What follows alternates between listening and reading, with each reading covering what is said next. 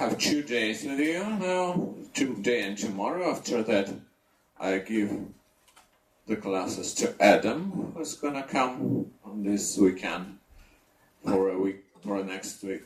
So these 2 days will be completely different. Today we're gonna cover yesterday's problem, then we're gonna have some topics on dynamic programming and combinatorics, separate small topics on each of them. You asked for weird dynamic programming problems. Well, I have a couple of ideas to tell. We will cover them. And tomorrow we're gonna have a more theoretical type of class about metroids. You might have heard about them, and I have asked about it in a questionnaire I've sent to you before the camp, and most of you said that you've never heard about that. So I will talk to you about that. It has just about 3 or 4 algorithms inside of it. Most of it is more of theory. I will probably skip some proofs. You can see them online if you wish.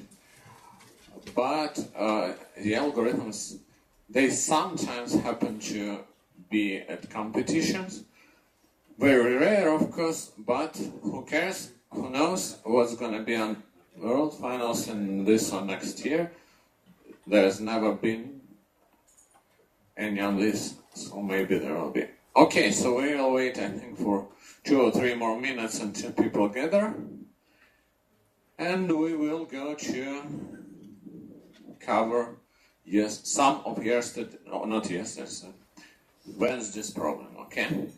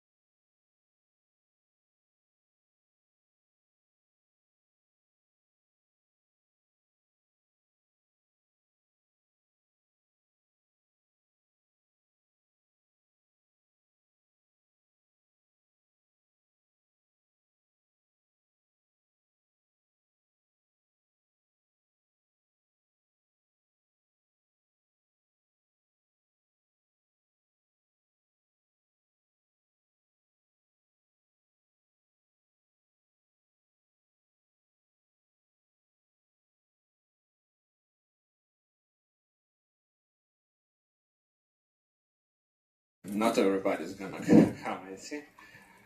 Maybe people just want to sleep more a little bit. Okay, anyway, let's go. Let's talk about some of the yesterday's problem first. Let's see how you did at the contest. Well, there's one team that made 9 problems. That is Collapsita team. Good job on Collapsita team. They were the only team to have problem D. Okay. So problems A, B, and C were actually solved by most teams. Talking about problem A, maybe some of you. Let's talk a little bit about problem A. I will just give some reminder of what's needed to solve it. So in problem A, you had a NIM game where you have piles of stones, A1 stones in the first pile, A2 and so on, A with an index of n. And you can pick any number of stones from any pile, and they go, and who cannot make a move, he's a loser. So that is a standard rules of the NIM game. And in this game, in this problem, they were a little bit modified. So you couldn't also make a XOR value of all these numbers be equal to 0 with your turn. So if you make a turn and make XOR value 0, then you lose. So that was a modification of NIM. So let me just remind you why is it important to consider a XOR value of the piles. Actually, there is a theory called Sprague-Grundy theory about the sum of games. Do you know about that? Who knows about Sprague-Grundy theory? Well, not everybody, but one. Okay, you can write it down anyway to check then later. I will just give an overview now, a short overview where everybody is gathering, without going into proofs. The idea is that for each, what is a combinatorial game? A combinatorial game is the game where you have positions and possible moves that are transitions between these positions. And players make moves in turn by using these transitions to change the current position. And in the end, the one who cannot move loses. So no move, lose. There is also a theory of so-called Misère games, where no move means win. And surprisingly, it is a bit harder to consider. But so the standard game is no move, you lose. So every game actually can be one of 3 possible kinds. Kind 1, winning game. If you have a move, you can force your opponent to lose. Losing game is no matter how you try, your opponent can force you to lose if it's your move now. So the position start this. And also a draw game, when no player can force the other player to lose. So the game will continue. If both players try not to lose, the game will continue indefinitely. So it will not end, but we say that it ends in draw, although it actually doesn't end. Well, there is also additional restriction that the game must be impartial. That means that both players must have the same options for a move, for a position. So it must not be that the position, for some position, the players have different options for the move.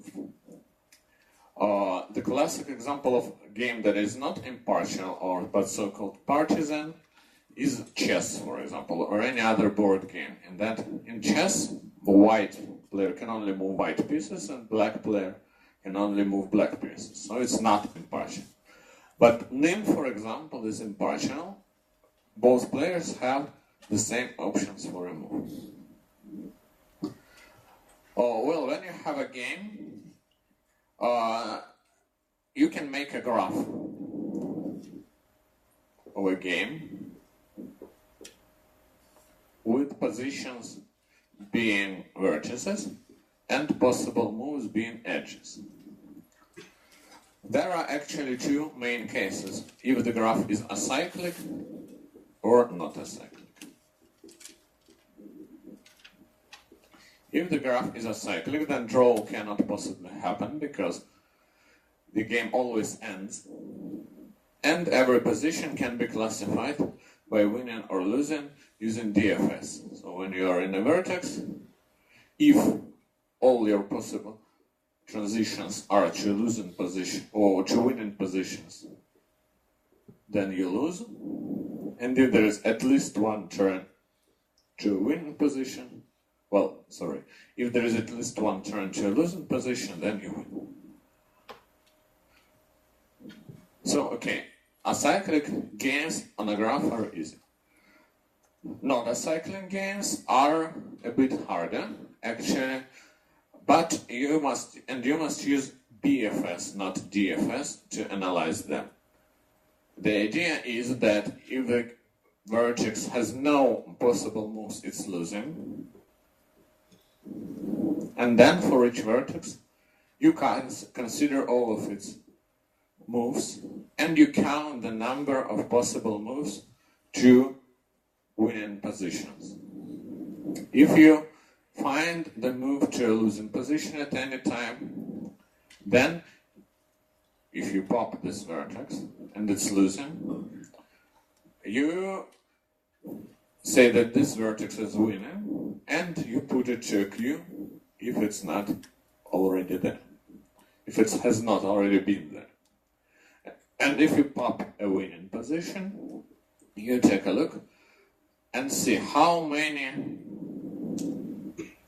moves to winning position this vertex has. If it has the number of moves to the winning position equal to its degree, then it's losing, because all of moves from it are to losing positions or to winning positions, so it's losing. If it's not okay, we still wait, we still have hope for this vertex that it will have a move to a losing position and will be winning. So we go like this until there are no more possible changes. So every vertex has either been to a queue or is not there, and there is no reason to put it there. All of the rest are draw positions. So draw positions, they necessarily can reach a cycle, and therefore, and the oddity is such that this is always a draw. Nobody can exit it. It's not beneficial for anybody to exit this cycle. Well, okay, so this algorithm is sometimes called retro algorithm. I don't know why. Okay, so let's move. The idea of Sprague-Grundy theory is that you can add up different games in the following sense. You have several possible games. Game 1, game 2, and so on. Game K. And in a turn, you first choose a game from among your possible variants, and then in that game that you have chosen, you make a move. So you can make a move in exactly one of the games that you're given. This is called a prime sum, or simply a sum of games. It is clear that if all games, in no game there is a possible move, all games are in no move situation, then you have lost, you have no move in the sum. Well, the interesting thing is that all losing positions are in fact equivalent, and adding a losing game to a sum of games doesn't change its outcome. So losing games are useless. The argument is very simple. If any of the players makes a move in a losing game, the other one makes the answer move in this game So if you are in a losing position, you must forcibly move to winning position of that game, and the opponent can immediately move to another losing position, and so the losing game doesn't help. You can always counter any threat in this game. But unlike that, winning positions can be different in a sense that different winning position, some different winning games results in different sums. And for any game, actually, there is for any game at a cyclic graph, or any game at a cyclic graph, there is actually a number called Sprague-Grundy number, or just Grundy number sometimes, that is associated with it. So each game has its Grundy number. It is calculated as follows. When you have a position and you want to find its Grundy number, you consider all moves from this position and Grundy numbers of positions that these moves lead to. So that's H1, H2, and so on, HF. And you take a minimal number that is not inside the set of these numbers. So you take so-called minimal exclusive number, max. H1, H2, and so on, HF. And that number is a Grundy number of this position. It's easy to see that losing position will always get Grundy number 0 because there are no moves from it, so the minimal non-negative, I didn't say minimal non-negative integer. So minimal non-negative integer in this set is always 0, and then if you have a move to losing position, it has 0. So you have not 0, and you have only moves to winning position, so they're all 0, so you get 0. So losing position always have Grundy number equal to 0, and winning positions have different Grundy numbers. Can possibly have different Grundy numbers. Consider a game of NIM in one pile.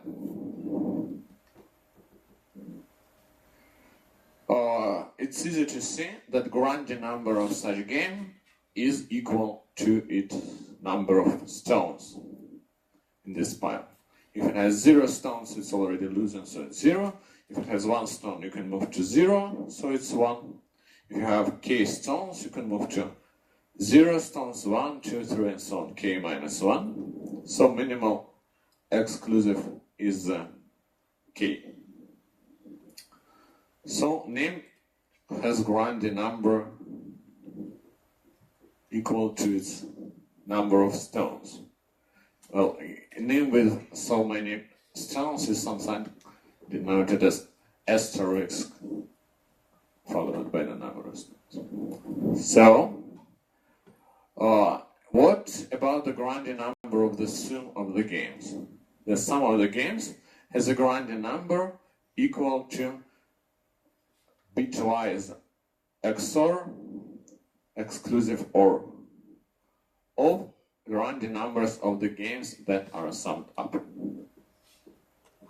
XOR G2, XOR it, XOR GK.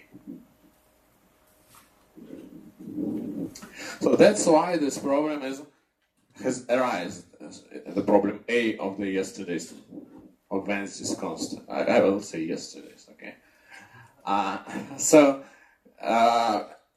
In usual NIM, the losing position is the one with XOR of numbers of stones and piles equal to 0 because of these theories that I've sketched.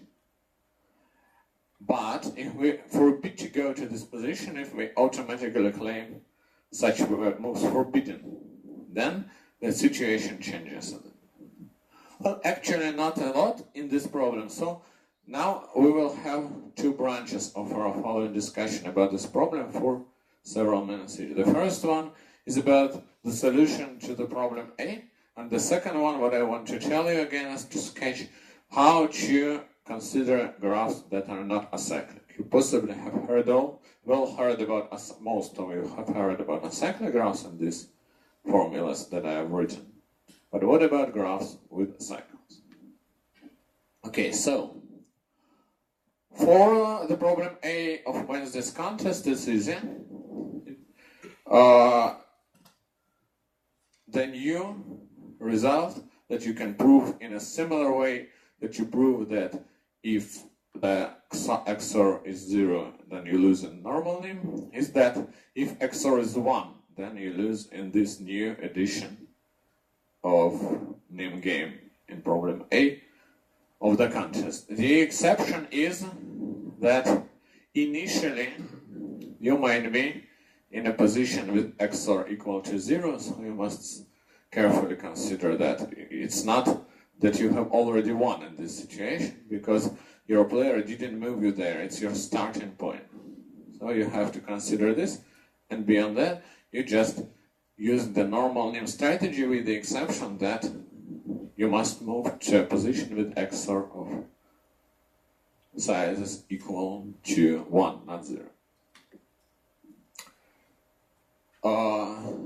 Okay, and now what I want to tell you a little bit about, again, omitting proofs, is about can you actually consider the sum of games in non-acyclic case, so when you have possibly also draw positions.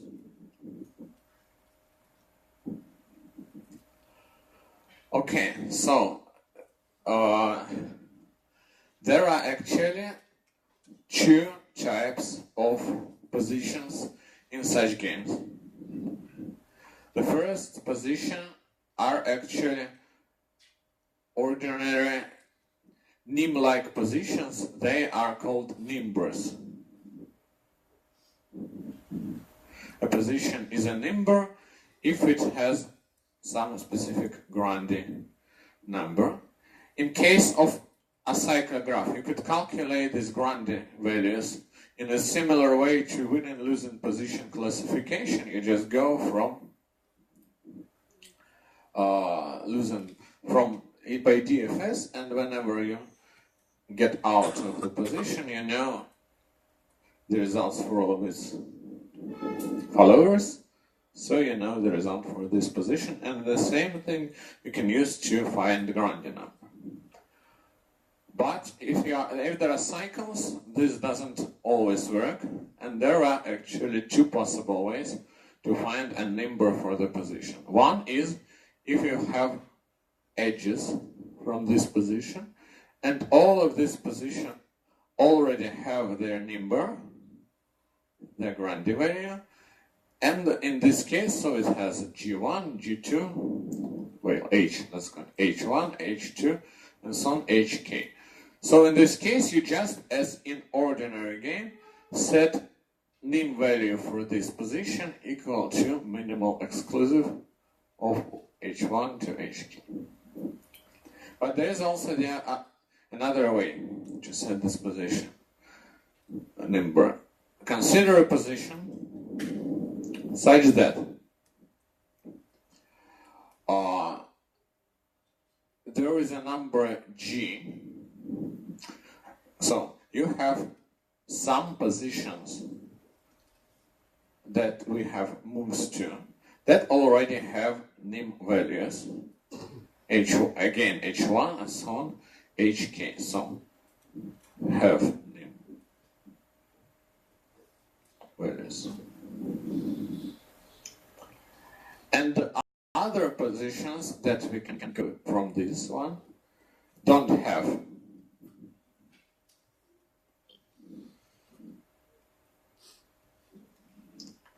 nim values, but G equal to minimal exclusive of H1 to HK in the sense that for every position that you can go to from G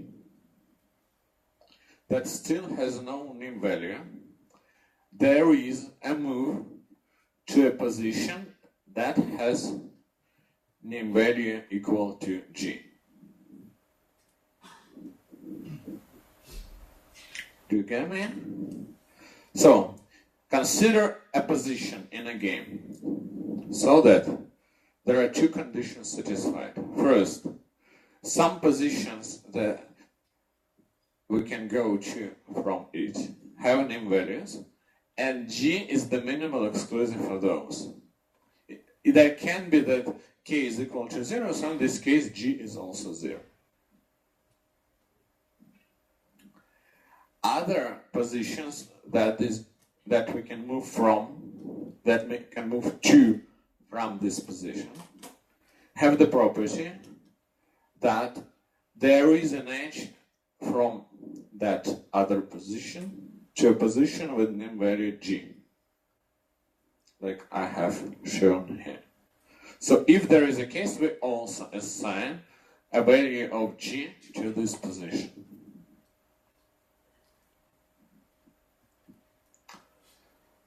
So we run this algorithm until there are no more positions that can have a name value by this algorithm.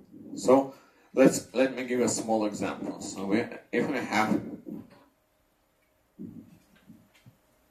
something like that, so this is a position, this is 0, it goes to itself, and this is another position. So this position cannot get any value because its minimum exclusive is 1 currently, and it has an edge to itself, and it has no move to 1. But this position can get 0 because its minimal exclusive, it has no edges to position that have numbers, so its minimal exclusive, so its G value is 0 currently, and for every position that we can reach from it, in particular this one, has an edge to 0. So we can set 0 here. And it's a losing position indeed, because if we are here, we have lost. We go here, but our opponent is not stupid, he will not stay here. He will go here and we will lose.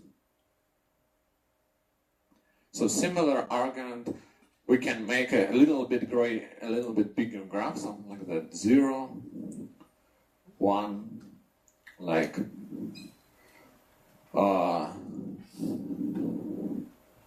this, and this, something like that, yes?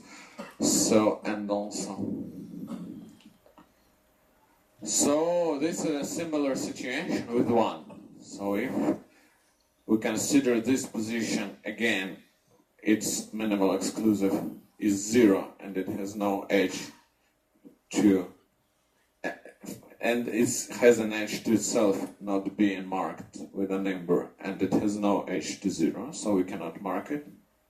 But this position has minimal exclusive 1, and this position has a number, and this position doesn't have 1, but it has an edge here, so we can mark this position with 1. And it's winning, but it's winning not because it's not because of this position. It's winning by a more simple argument. We just go here, yeah. But the interesting thing is that we can sum it up with a name of size 1, and we lose because XOR is 0.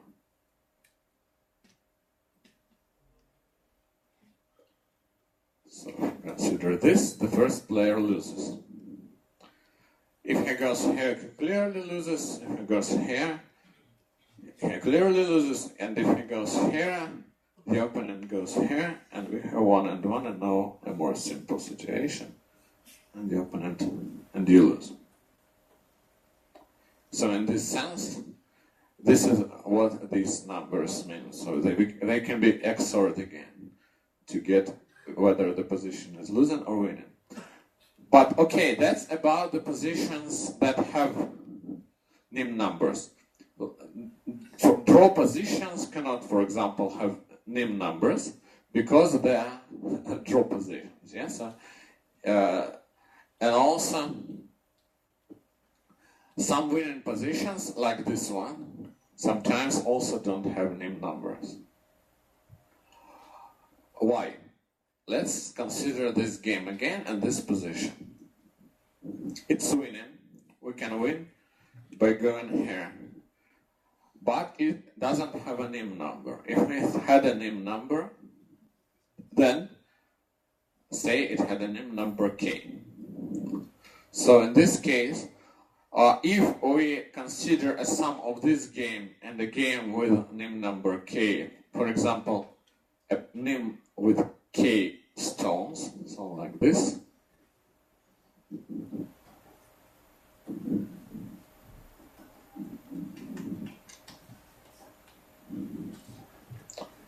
like this, yeah? So this sum would have to be a lose. But it's not. The first player can never lose in this game. He just stays here and says the opponent, please play. So this position doesn't have any nim number, and it's winning. And draw positions also cannot have a nim number. Okay, so what are these? How are these other positions classified? It's in a similar way to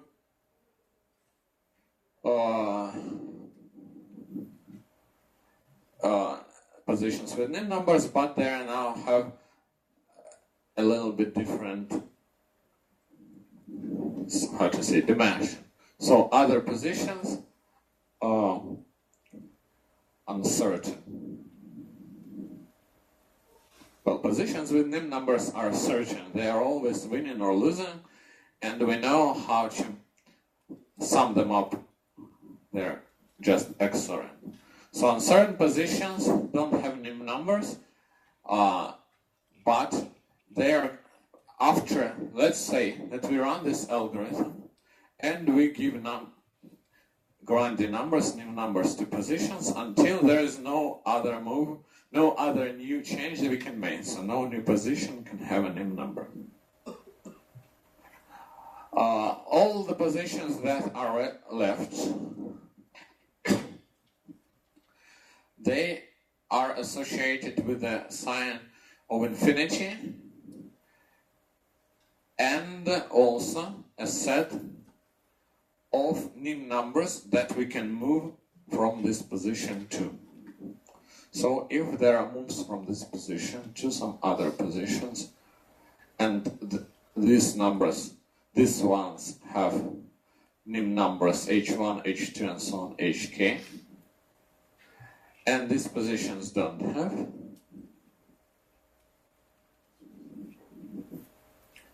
then this position is associated as infinity, h1, h2, and so on, hk. It had the following meaning. If we consider a sum of such position and a position with nim number, so we take infinity h plus asterisk k, then it's win if k is in h, and draw if k is not in h. Why is it win if k is in h? Tell me.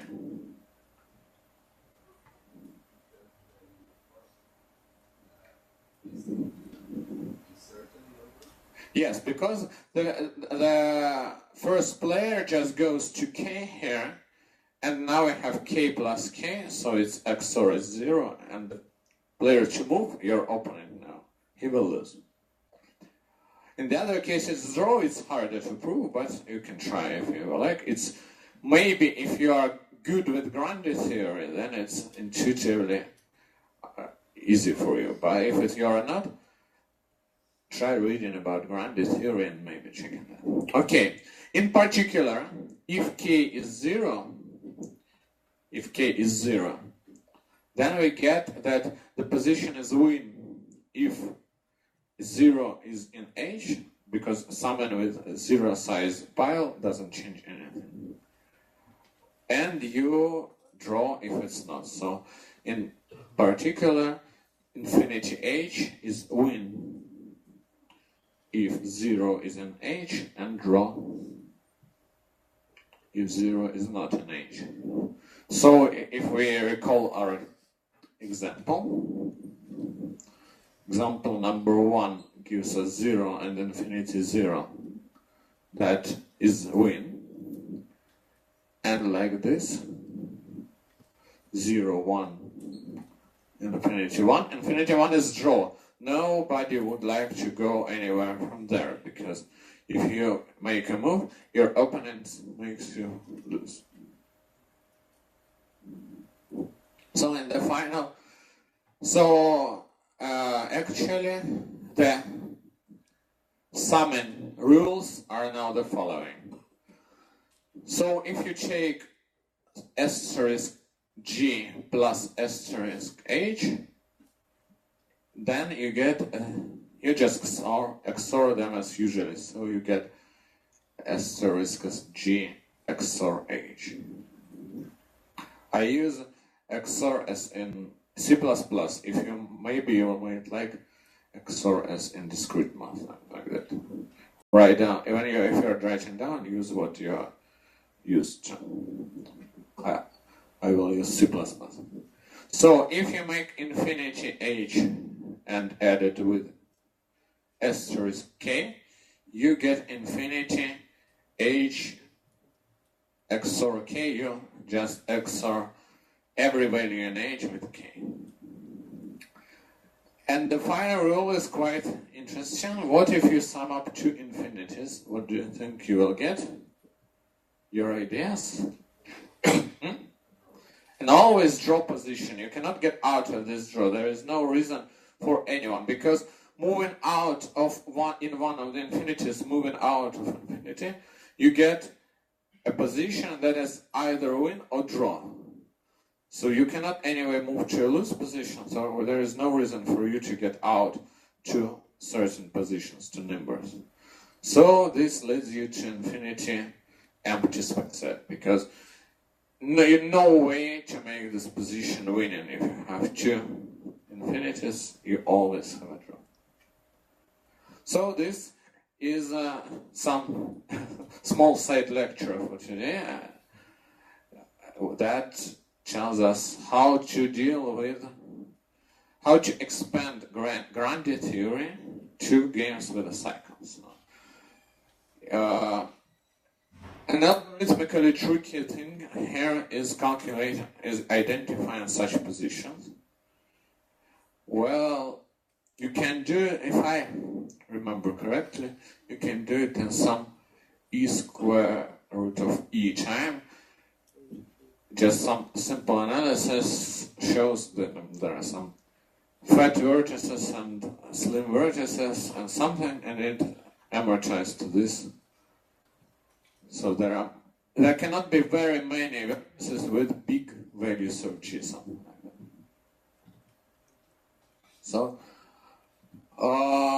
So that's it. If you want to read about this generalization, it's sometimes called Smith theory, but not very widespread notion. So maybe if you could go for that, for Sprague, Grandi, and Smith, then you will probably get what you want.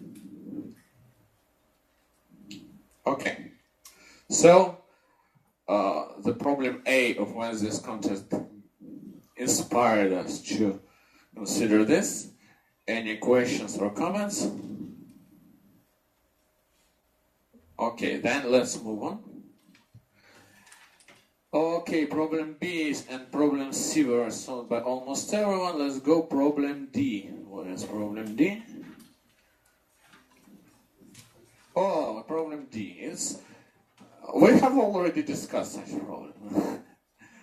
It's about, you had to find whether not depending. You have to find the area of intersection of n triangles. And the trouble with this problem was that unlike the problem with running around making a race, a track for the car, in this problem the constraints were higher, so you had some, like, I don't remember, 100,000, 500,000 triangles. So now you have to intersect them faster, and therefore, okay, let's consider how we can intersect half planes faster.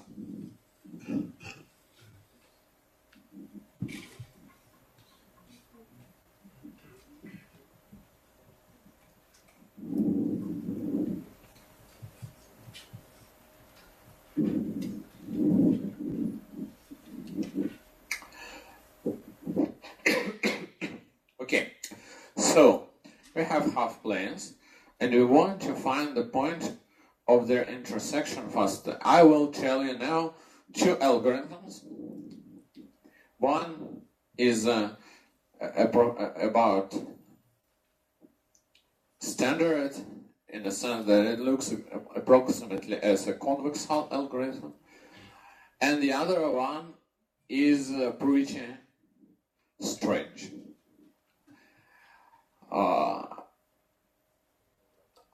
The other one is not applicable to here, by the way, because we have to find the area of the intersection, so we must find the intersection itself. The second algorithm, I will tell you, checks if there is an empty intersection or if it's not empty, but it doesn't find the intersection itself. It could be used for the problem K of Tuesday's contest, but not for this problem. Okay, let's start with the first algorithm. Finds the intersection. It's similar to a convex hull algorithm, and it's actually similar to the quadratic algorithm that we have discussed. It only uses the following idea. So consider you have half planes. In general, sometimes some people find that it's easier to implement considering two cases. So you build like a lower and upper border of the planes and then combine them to get a polygon. Some people find it easier like this. Personally, I have coded this algorithm and I have coded it directly, so I built the whole polygon as a whole. But it was a bit long ago, and it took me time. So maybe this approach gives a faster algorithm to code. You might try both. So consider the other half planes and order them by their slope. So if you have some a times x plus b times y plus c is greater or equal to 0, for example, is a half plane definition.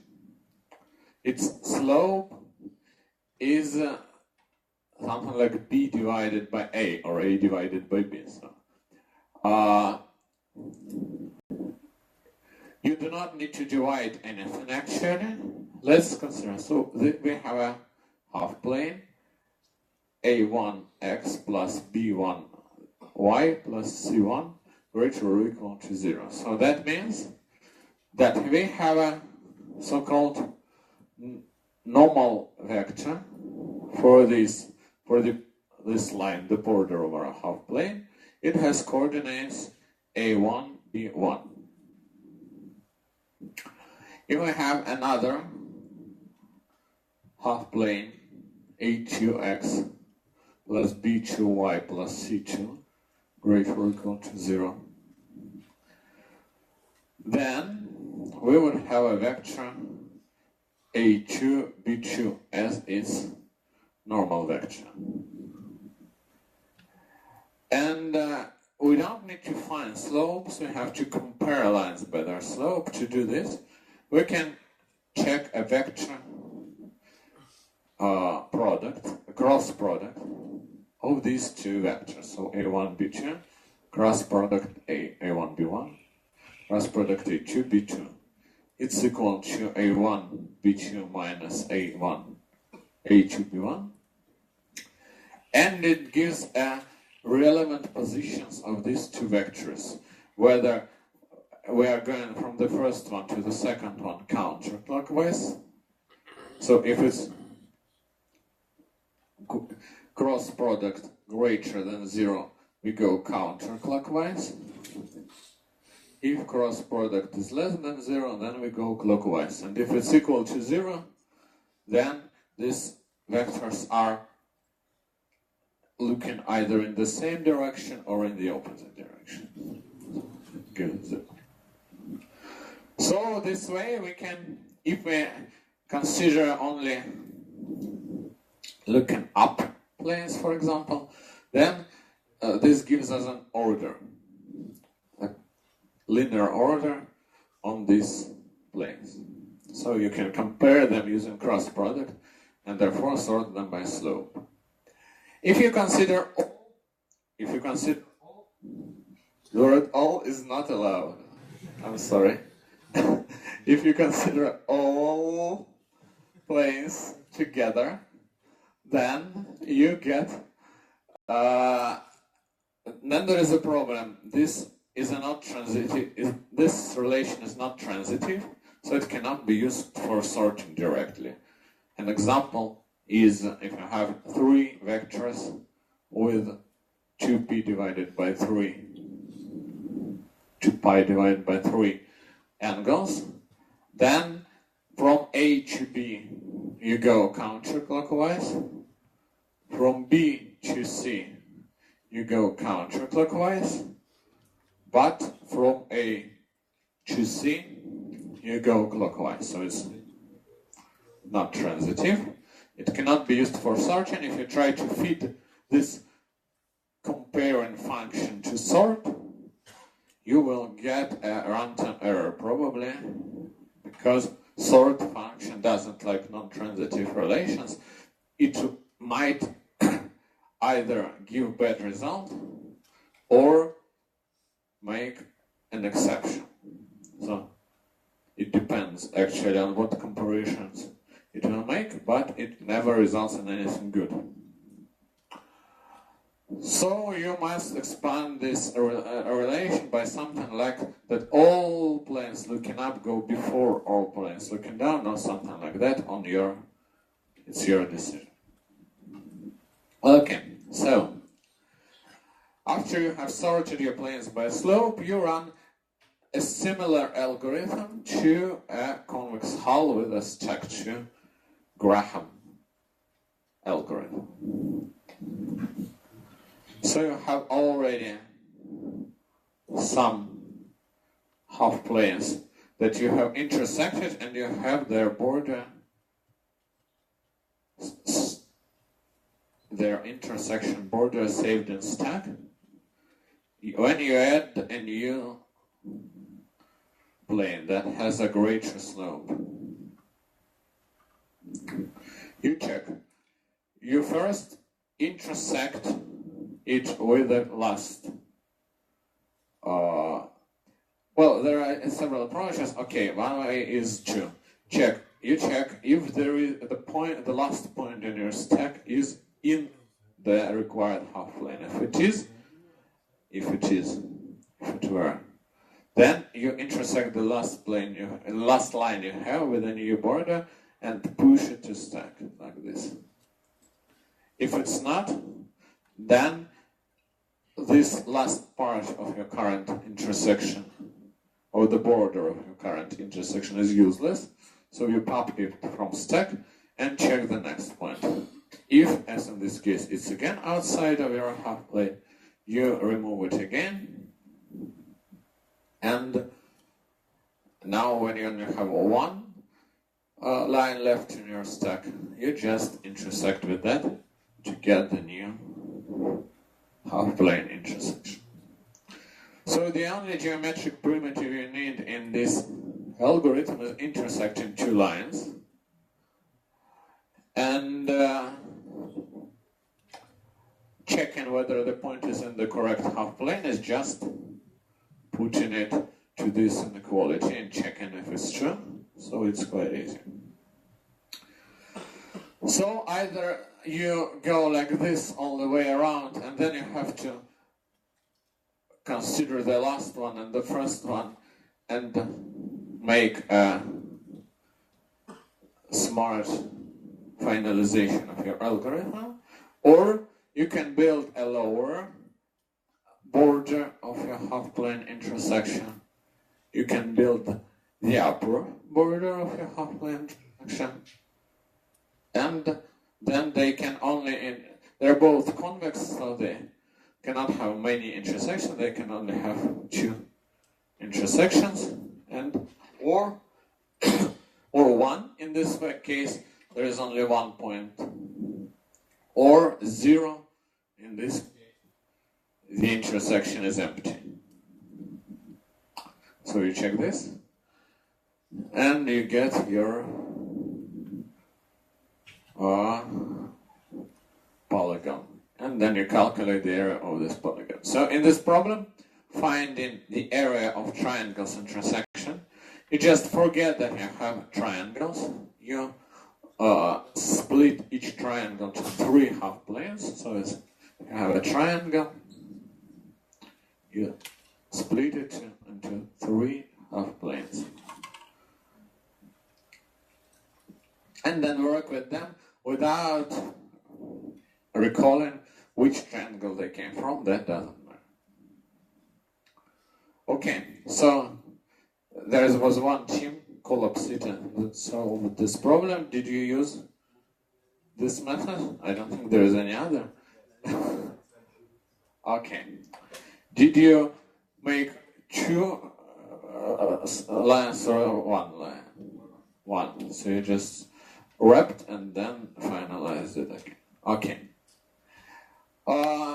But what I would like to tell you now is a little trick in geometry that cannot be used when you have to find the area or the exact perimeter or whatever that depends on the intersection's form.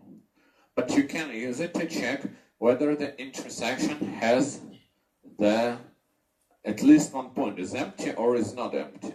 This can be used, for example, in problem K of choose this contest, or in some other problems when you run a binary search and then check whether half planes have intersection. The trick was originally developed for another problem, for a problem of finding the smallest circle that contains the given set of points. And then this randomized algorithm was generalized to other solutions. Okay, so now let's consider first that we're not looking for any point in our intersection of half planes, but we are looking for the topmost one. There are corner cases for this particular consideration because there can be no topmost, or the topmost can be ambiguous or whatever. But we will consider for the case when there is exactly 1 topmost point, so the intersection is finite, and there is no horizontal half plane. And then I will tell you how to deal if this is not the case. Okay, so we're looking for the topmost intersection. Again, for sake of simplicity, let us consider first first 2 half planes have the top intersection, and that's the topmost corner of this. Again, we will, after we talk about algorithms, we will remove this requirement. This is just to start. So now, add a new half plane. If there is, if the previous topmost point is in this half plane, then we do nothing. This half plane doesn't change the topmost point of our intersection, so we just don't change anything.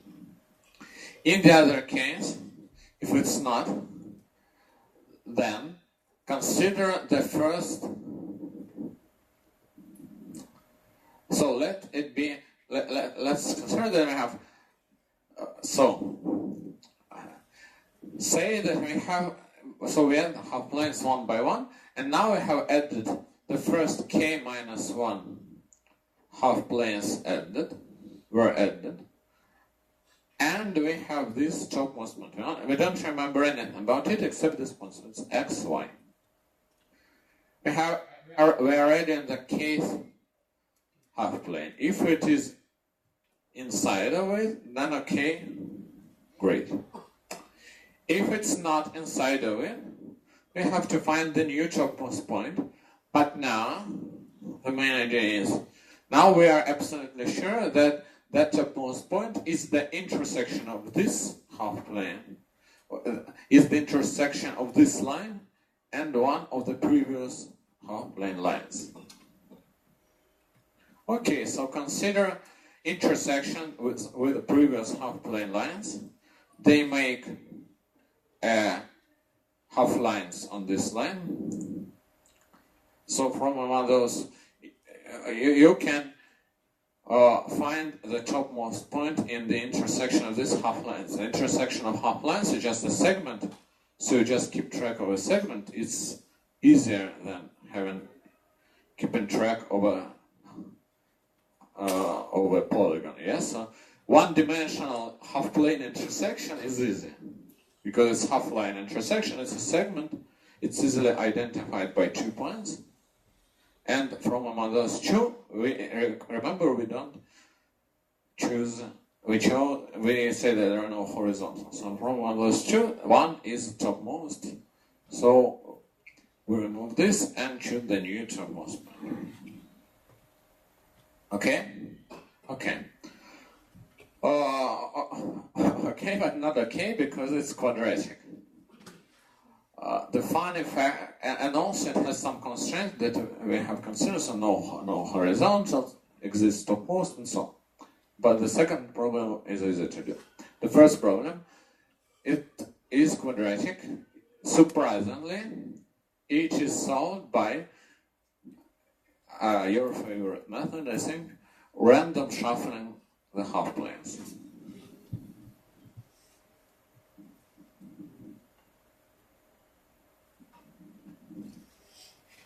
So again, we consider these half planes one after another, adding them, and if it's the previous point is okay, we keep it. If the previous point is bad, we replace it. Yeah.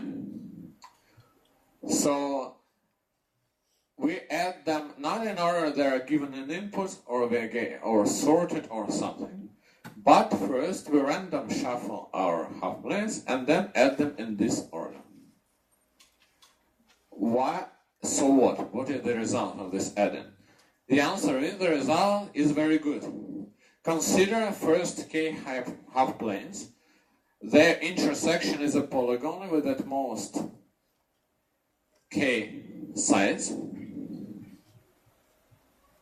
and the topmost point is created by 2 half planes. If it's created by more than 2 half planes, then even if one of these more than 2 half planes is the kth one, the point would still be inside, so that's okay. We will not get we will not need to search for the new point. So the worst case for us is if it is formed by exactly 2 half planes, and one of them is number k.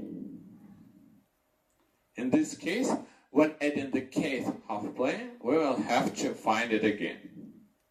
Agree? What if we random shuffle our half planes beforehand? What is the chance that we will need to do it? Well, the answer is 2 divided by k, yeah, because we have k lines, and 2 of them are bad, those that this topmost point is created by.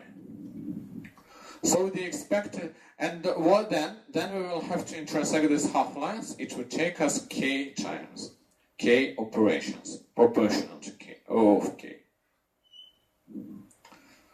Okay, so what is the total running time of our algorithm then, the expected running time?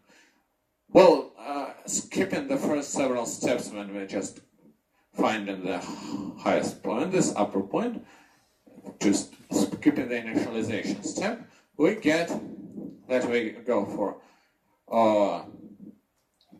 2 divided by 3 chance that the new point is in our third line. The third line forces us to change the upper point, times 3 operation for this, plus 2 divided by 4 chance that the fourth line forces us to change the topmost point, times 4 operations to do this. So the expected time is the sum for k from 3 to n, 2 divided by k times k, is, well, 2 divided by k times k is 2. So the expected number of operations on each step is constant, and we have 2k, of course, not 2n. Not 2n exactly, but something like O of n. So the expected time is linear. And now the final note about what to do with the topmost point. The answer is, let's not use the topmost point, but do the following. First, let's not allow our intersection be infinite. Let's make the big square as our initialization, and one of its angles in the point we want. But there are 2 topmost points, and also there can be horizontal lines. That's not very convenient to deal with them. So we will instead choose some random direction and say that we're looking for a point in that direction. The coordinate of the point in that direction is a dot product with the given vector. So in our case, this will be our starting initialization point. And then, when looking for points on this line, when comparing 2 ends of this segment, we choose the one which has a greater dot product with our initially chosen random vector. And we will probably not have a line orthogonal to that. Yes. But even if we do, it is quite unlikely that this particular line will have the topmost point, not topmost, but this very directed point in our interest. Well, that is an algorithm that is, well, actually, what I would like to say about this, the algorithm that is convex hull-like, and this algorithm, if you code them both, they have similar size of code and similar complexity, I think. But this algorithm is actually a little bit, it has easier primitives, and it is easier to perceive from my point of view. So most my teams, until they come to the very top level and can go through this, the laziness to work on that algorithm and code it fast, trying to code fast the algorithm for wrapping around. They use this algorithm. It's easy to remember, easy to code, and not very many places you can put a bug. And even if you put a bug, actually, the algorithm is very bug proof. So if you put a bug, you decide to make a topmost point even if there are several. know that. You keep not the topmost point, but any point of these two, whatever. The analysis a little bit breaks, but the algorithm usually still works, because you don't just need the topmost point, you need any point for this algorithm. The topmost point is only used to prove that the time complexity is good. But the time complexity, when you do the random shuffle, is such a thing that sometimes it's difficult to formally prove that it's good, but it's good actually. So that's it. Okay. We have considered 2 problems and 2 side lectures for now, and I think that we now need a small 5 to 7 minutes break, and then we continue.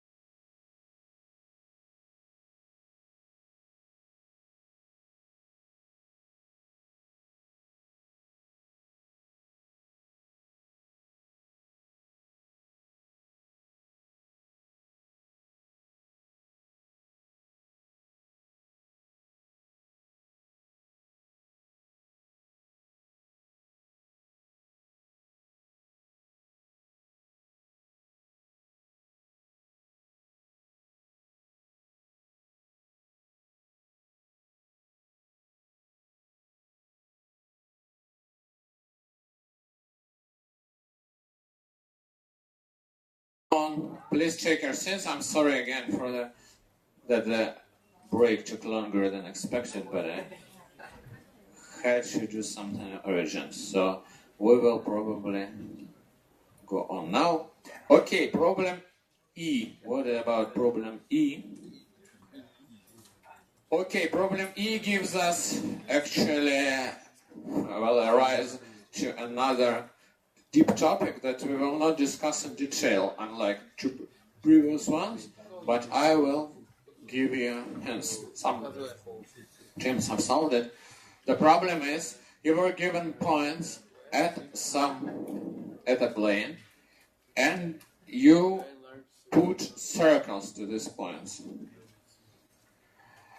And every time there is and you must make these circles satisfy the following. You want them not intersect each other, they may touch. And you want the sum of their perimeters be greatest possible. First, let's know that perimeter of a circle is 2 times pi times r. So actually, equivalent what we can do is the sum of their radii should be maximal possible. Okay, there were some n at most 200 points. The first thing we do, okay, we have this radii, and say we have 2 vertices, I and j. The distance between these points is dij. So we have to satisfy the condition Ri plus Rj is not greater than dij.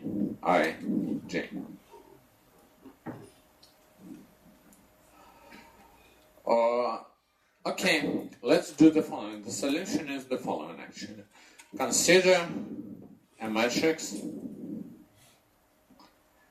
dij, with the exception that a circle with itself doesn't have any restrictions, so we say dii not 0, because that would say that ri plus ri is not greater than 0. That's not what we want. But we would say it's infinity, so we didn't have a problem with it.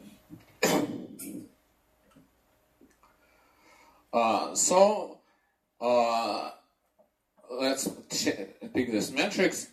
The answer is actually that the maximum value that we can get with this radii is equal to the solution to the assignment problem on this matrix, which also can be reformulated as a min-cost flow in this matrix.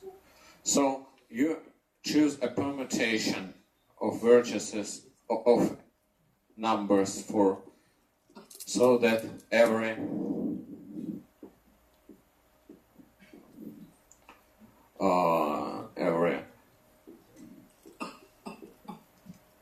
column and every row contains one value. You sum them up, and that is the limit to the number to the answer, to the sum of this radii.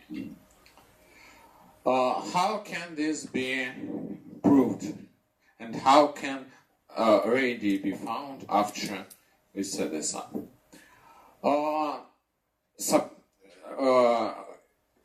Let us check. Who knows Hungarian algorithm for assignment problem?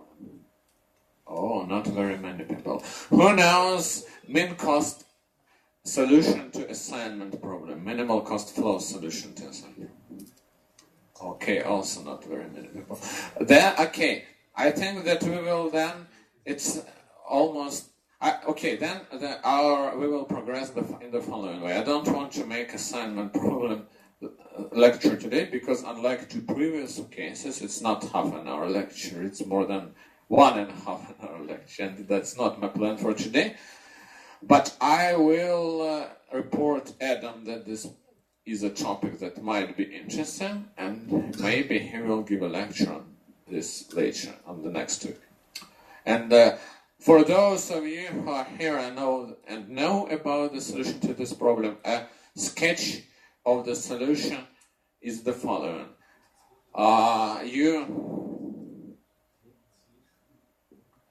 When you solve an assignment problem using Hungarian algorithm, for every row and every column, you have a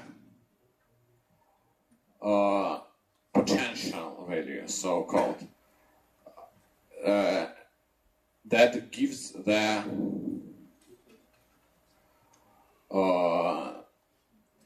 that can be subtracted to column and row correspondingly, so that this turns to 0. And it's non-negative always, so potential for row plus potential for column will be less or equal than Dij, as expected.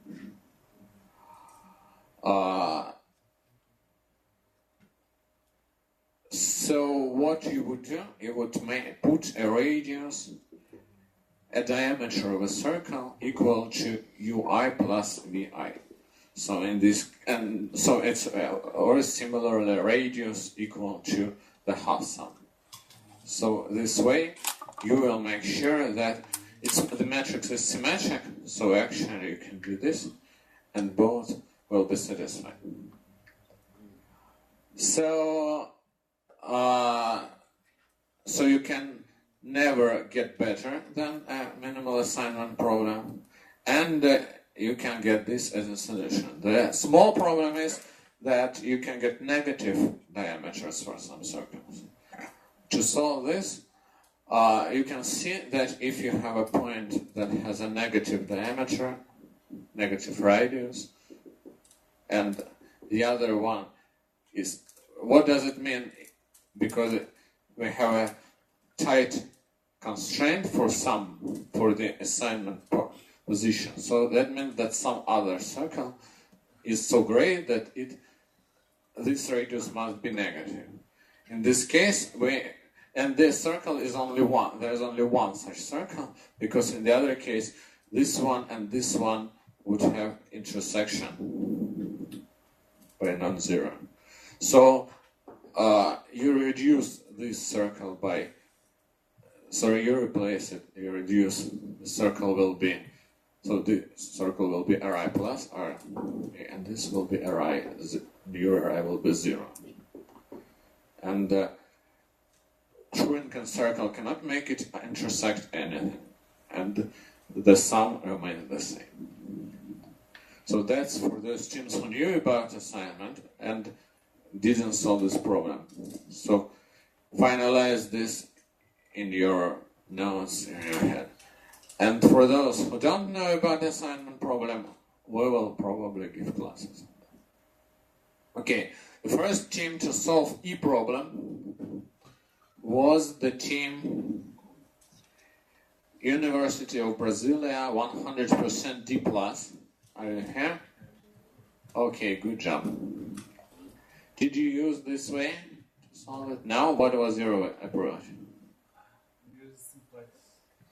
What? Use linear programming. Oh, linear programming. Okay, linear programming is also possible in this problem because assignment problem is a linear program, so you can solve it using simplex method as well, and the constraints are not... Well, simplex method is known to have some exponential corner cases, but for most natural input data it's cubic, so it's for 200 it's perfectly fine. Okay, there are some 6 teams who have solved it. Did all of you use also linear programming, or anybody use MinCost? Okay. Now, on to problem F. Problem F. Well, the problem F is about formula. Problem F about formula. Okay, let's...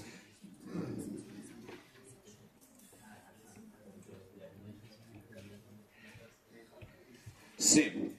You have a row of digits and plus signs. A row of digits and plus signs. And you want have the number n. And you want to change some of these characters in this row so that the result is a valid expression. Its value is not greater than n. And you change as few characters as possible. So the solution is actually a dynamic programming that goes like approximately like this.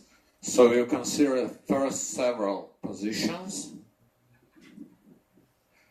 You make some number of changes, and with this number of changes, you want the value to be minimum possible.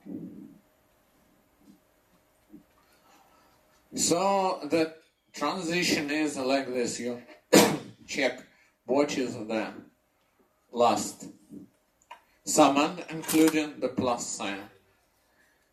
You can add a ghost plus sign in the beginning if you and or consider the first one separately. Then you must necessarily change the plus sign possibly. You might change the next character, if you change it or not. And then, for the rest of it, you must change pluses. If you change pluses, you will change them to zeros, of course. Instead, except for the first one, that if you change, you would change to 1. And also, you would never... So, after that, you are left with something like plus, digit, and some digits D1, D2, and so on, dk. So among those digits, you iterate how many changes out of this C you would make. So some of them you were already forced to make. That's make this plus, make this digit. If you need to make this digit, you would make it 1. You also, if you are not forced to make this, you can choose whether you would like to make it 1 or you would like to keep it. And then you also have some forced changes of plus signs, 2 digits here, and you have something left. The main idea is that if you have at least 2 digits here left, then there is no good reason for you to make any other digit changes inside of this. It would be better to change this to plus instead. Or maybe at least somewhere here, change to plus. This would reduce the total sum. So if you have C prime, the number of forced changes, the number you are left with after forced changes greater than 0, you can drop this branch of aerodynamic programming completely, because this would never lead to the best solution. Or even if it led to the best solution, there is other branch that would lead to the same solution. So either this must be 1, or in other cases k equal to 1. So you have only 1 digit here left, and you cannot make plus something, because well, this can be considered separately, because there is only a little number of such cases. So we will talk about dynamic programming if we have time today. Later, I have some more ideas to tell you, but this is one of the basic ideas that you must always use when you make dynamic programming solution. Sometimes you should not consider all possible transitions or all possible states. If this state or this transition can never lead, or can never lead to a correct solution, or it might lead to a correct solution, but there is also some other more beneficial way to go to that correct solution, more beneficial in some sense.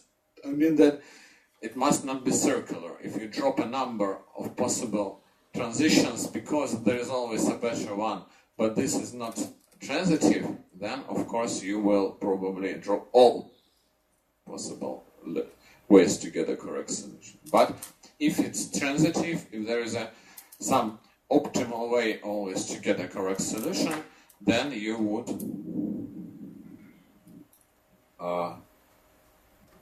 always get this result.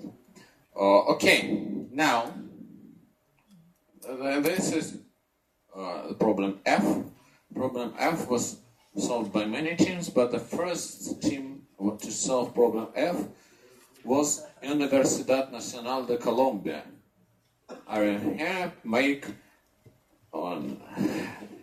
Not sure I can make some person or organization or whatever great again.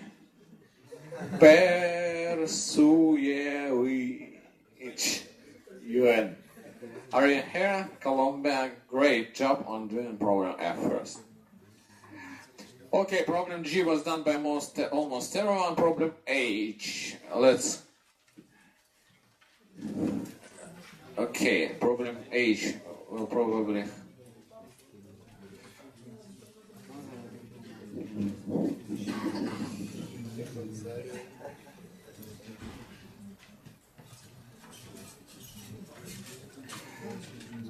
Okay, let's go to problem H. Nobody even tried it. Why didn't you try it? Didn't understand? Didn't know what to do? Okay, I will now tell you the main idea, and I will not write down all the formulas, okay, because they're cumbersome, but the main idea that I don't know, maybe you didn't manage to come. So we have a pattern. We have a pattern A, B, B plus, B plus plus, or asterisk. And we want and we have cards. We have n values, m cards of each value.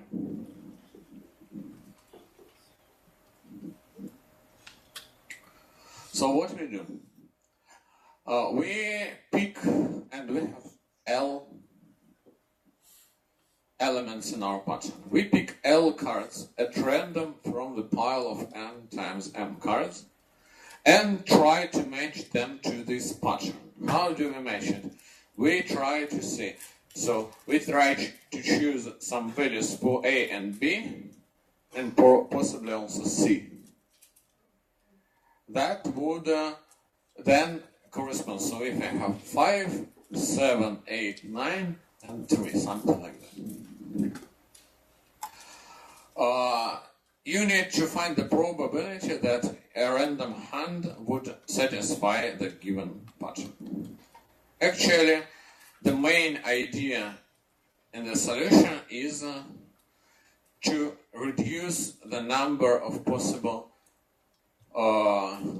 ways to consider. So one way to consider would be the following. You choose cards, all possible variants to pick L cards. For each of them, you try to check whether it is possible to assign it to a pattern. That is a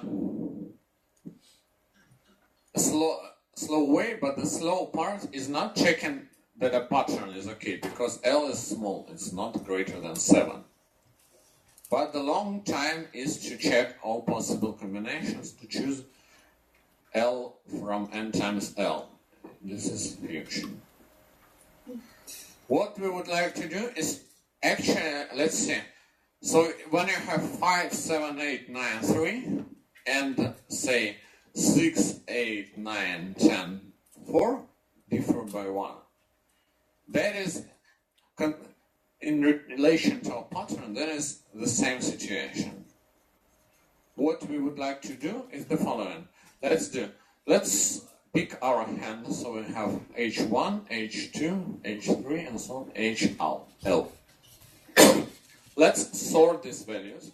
So let's say that H1 is not greater, and so on, and not greater than HL. Now we have these values sorted, and we would like to say whether this satisfies pattern. Let's check, and it satisfies our pattern. That if we pick another hand, H1 plus 1, H2 plus 1, and so on, HL plus 1, for example, that would also satisfy this pattern. You agree? So there is no need, actually, to consider all possible. Hence, you could consider hands up to a shift. But that's still not enough, because still there are very many possible hands.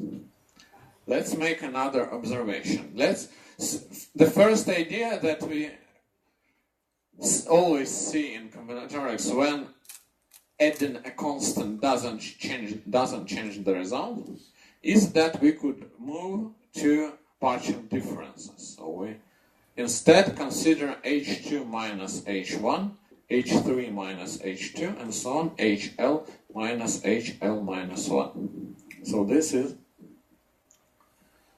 our partial difference. Call them delta 1, delta 2, so on, delta L. So, no, delta L minus 1. So this set of deltas, if you take it, you can check whether it corresponds to our pattern or not. So you don't need values of hands, values of cards in your hand. Values of deltas is enough to check for the pattern. Okay?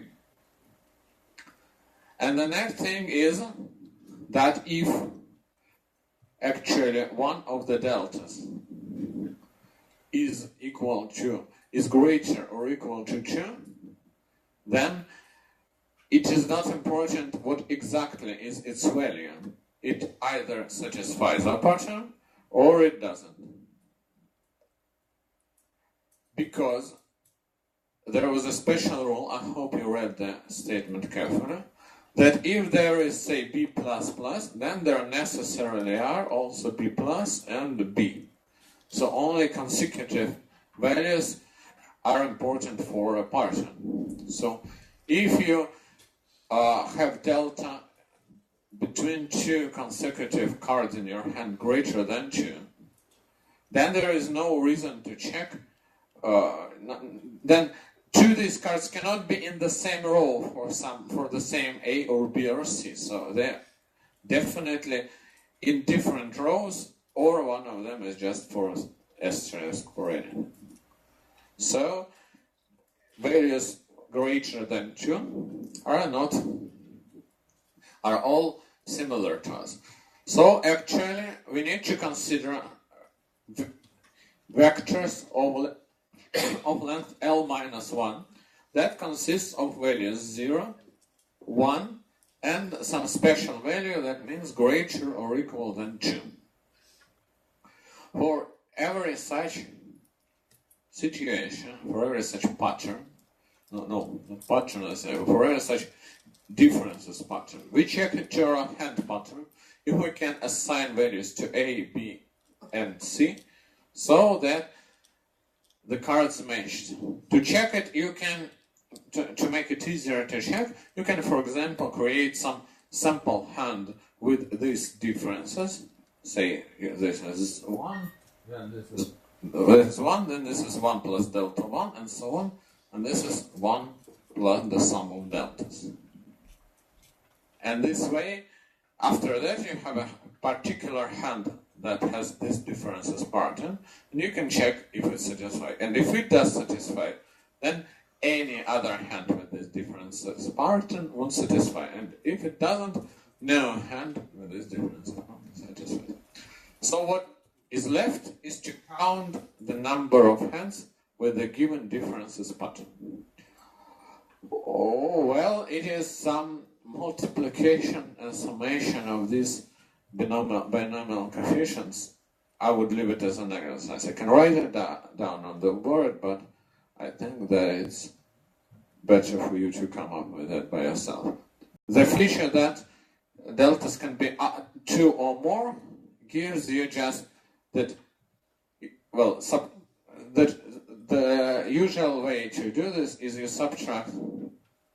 So you subtract the prefix sum of deltas from your values to get this, to get a particular one. So all deltas are now 0, except that some of them can be 0 or greater. So you can put spaces, you can put those ones to these positions. So, and be careful that they don't have infinite number of values, but only m for everyone.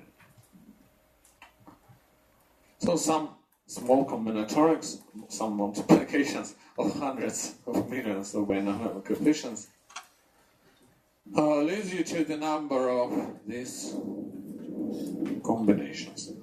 Okay. Now,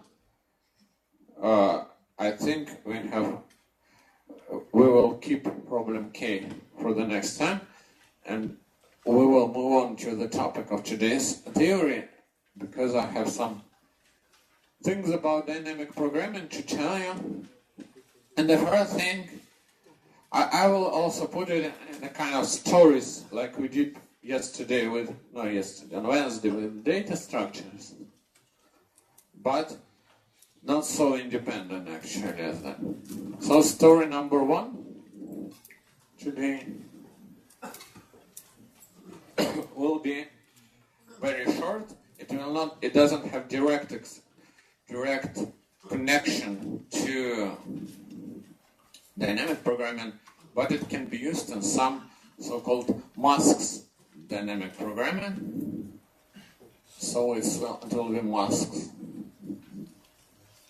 binary masks.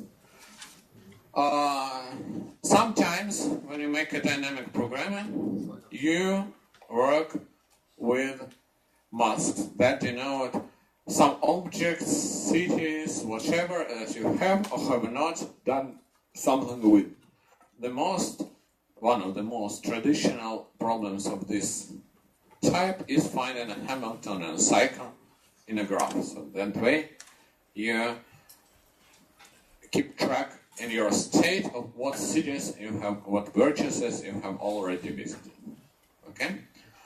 So, I hope most of you are okay with working with binary masks. So, what are traditional operations? Let's just recall. So, you have a mask, say M, and the most common operations. Check for bit I. Let's make some kind of interaction. And I hope you know this. Even if you don't know this, it's easy to come up with. Tell me how to check mask has bit I set to 1. You shift the 1, I times to the left, and then you add it with the number you have. M shifted by I, and so what? No, you shift 1, I times to the left. 1 I times to the left, okay. Then you make an AND. And with M, yes. And it must not be 0. So, that's 1. And how to check for 0? It must be 0, yeah? Easy. Okay, set bit I. We make OR operation, yeah? So make 1 I. Flip bit I. We make XOR operation. 0 bit I. What is 0 bit I?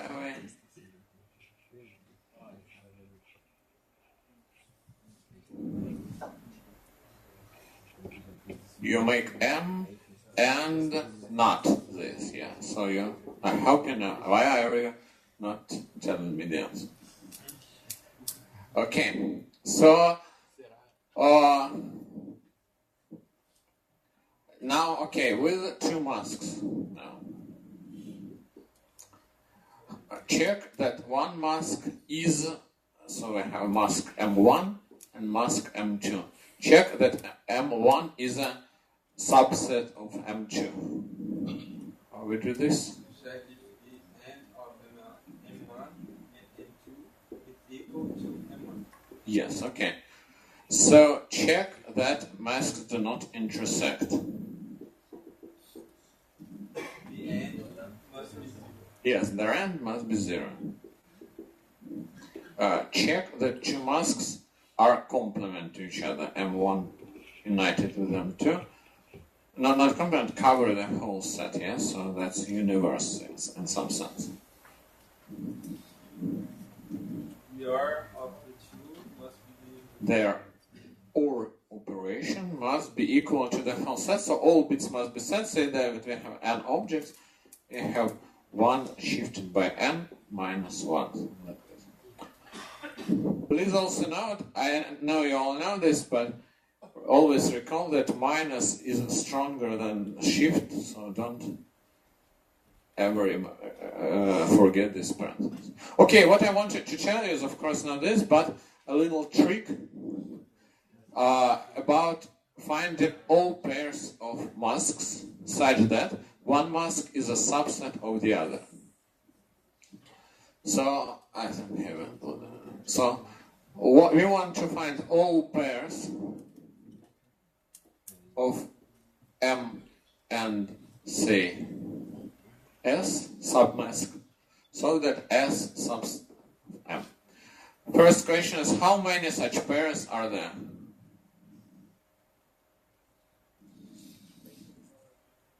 The answer is yes. If we have n elements, there are 3 to the power of n such pairs.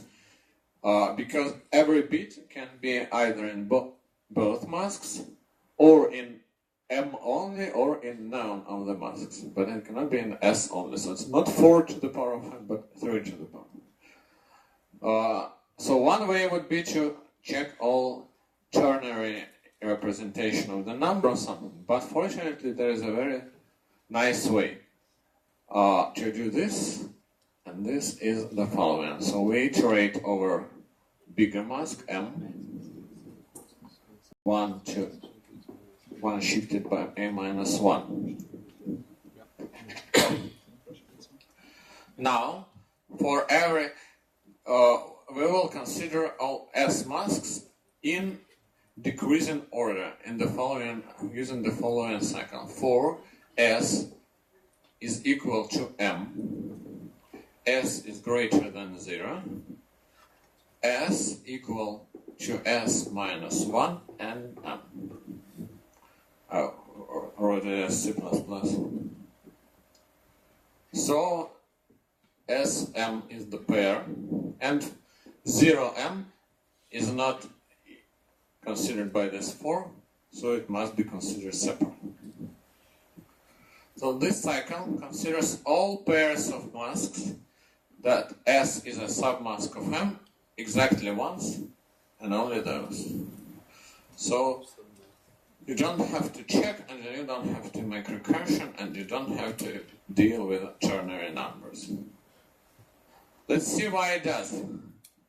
Consider, so we have digits, binary digits, n of those. So it's like 1, 0, 1, 2, n minus 1. I have numbered them from right to left because they're stored in a number, and smaller, oh my god, smaller values are to the right, so okay. So we have some bits set in M mask, so it's M.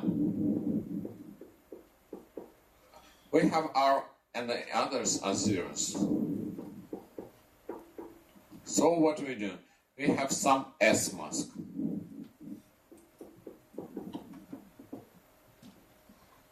It is a submask of M. Initially it is M. At some point it has some particular bit set, and others may not be set even though they're set in M. How does subtraction work? Subtraction for integers. We find the lowest bit 1, replace it with 0, and all following zeros are replaced with 1. So what we do this, and then when we end this with our big mask M, we zero out all unnecessary characters, all those bits that are not there in M.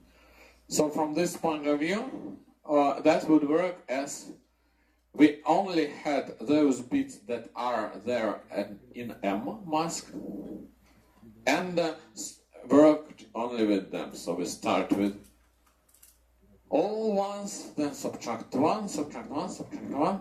So subtraction magically can cancel unnecessary bits. Note that addition wouldn't work if we started with 0 and went with addition. That would fail because we would add 1 and then would zero out immediately. But subtraction magically works. We cannot go up to 0. We cannot consider 0 in this case. Well, we can, but we need extra care about 0 anyway, because if we consider 0 and subtract 1, we subtract 1 from 0, we get all 1, so minus 1 representation. It's ended with M, and we get all back to M again. So without special care, 0 is not okay. We could write here true to get 0 inside this and say if s is equal to 0, then break in the end. These are the other ways to deal with 0. Okay, so that was a small story number 1. Any questions or comments?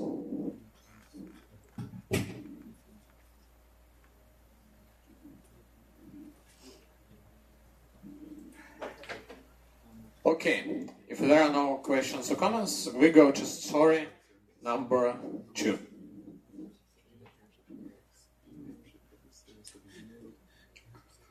What is our story number 2 will be? Our story number 2 will be, well, in Russia, we call it profile dynamic programming. I don't know if it's international already or not, actually, because it's not. So this is kind of dynamic programming when you count something on the 2-dimensional, maybe 3-dimensional grid, and the state is the borderline. So in Russia we call this borderline profile. So maybe, I don't know, how do you call it? Do you call it anyway? Do you know this? How to count the number of domino tiling, for example? Do you know? Who knows how to count the number of tiling M times N rectangle with domino tiles? Raise your hand. Nobody? Okay, somebody. How do you call this method? No way. No special name, the masks. Okay. Then the story will be longer than I expected. Okay. But that's not a problem. We are here to study, yeah? Okay, so now we will talk about how to deal with the following type of problems. We have some, let's call it borderline dynamics, because the state will be the situation on the borderline. Okay, so we will have M times N rectangle, or, well, it can go 3D, but I'm not sure it's okay. So M times N rectangle, and we want to find the number of ways to do something with it.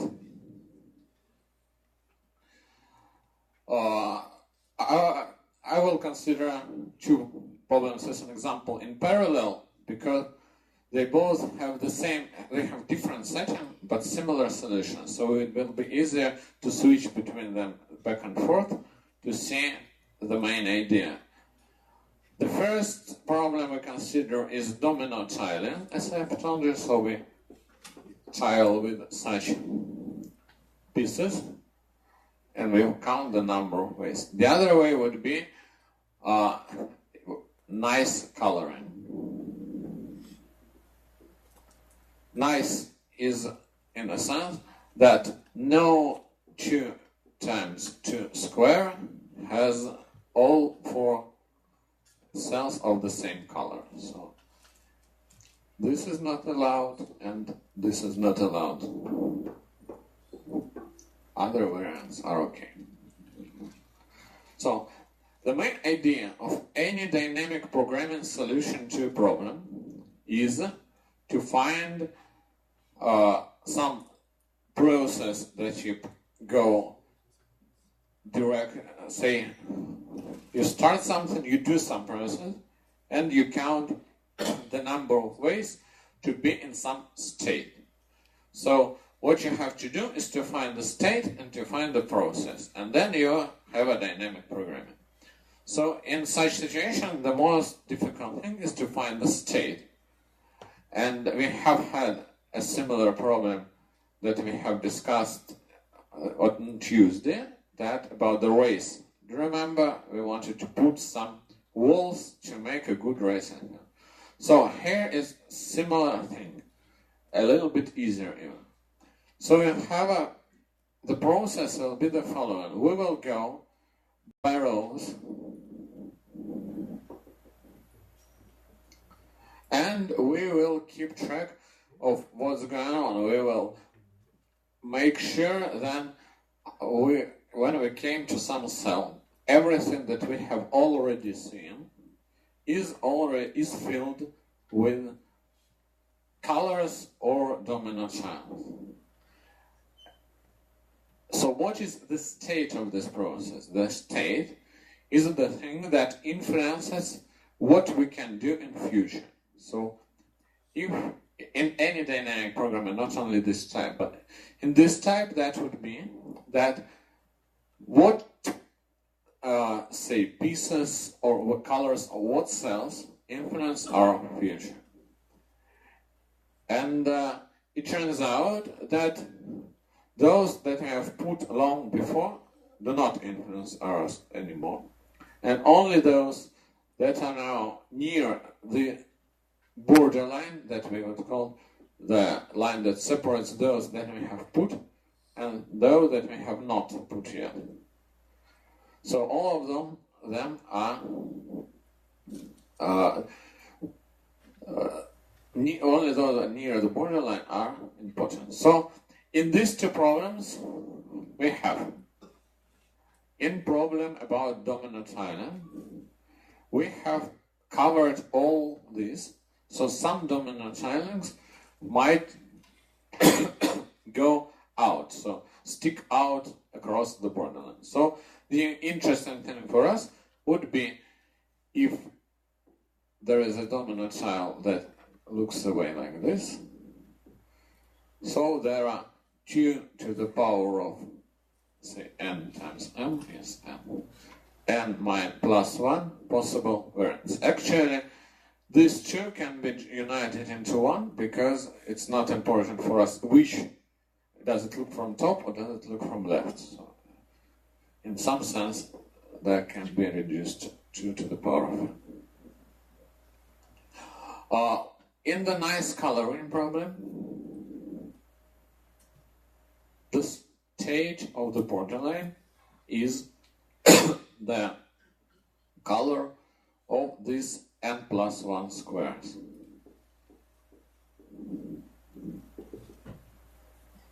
Is the color of these n plus 1 squares. So there are again 2 to the power n plus 1 possible states. Now let's see about the transitions. There are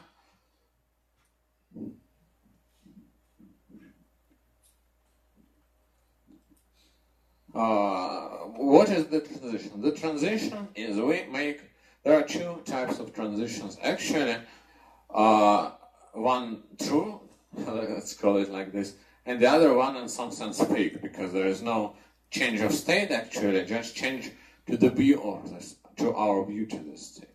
So the true transition is when we move this point at the borderline, the broken point in the borderline, down one step. So we decide how to. So now the state of the sound changes. It was outside of the covered area, although it might have been covered, but it's still outside of the area that we for sure know is covered. And now it is inside of that. So we must cover this. If it was already covered by a domino tile, then we do not put a domino tile here, but we zero away these two bits in our mask, in our description of the state. If it was these were both zeros, then we can add a domino tile here. We can put it vertically or horizontally.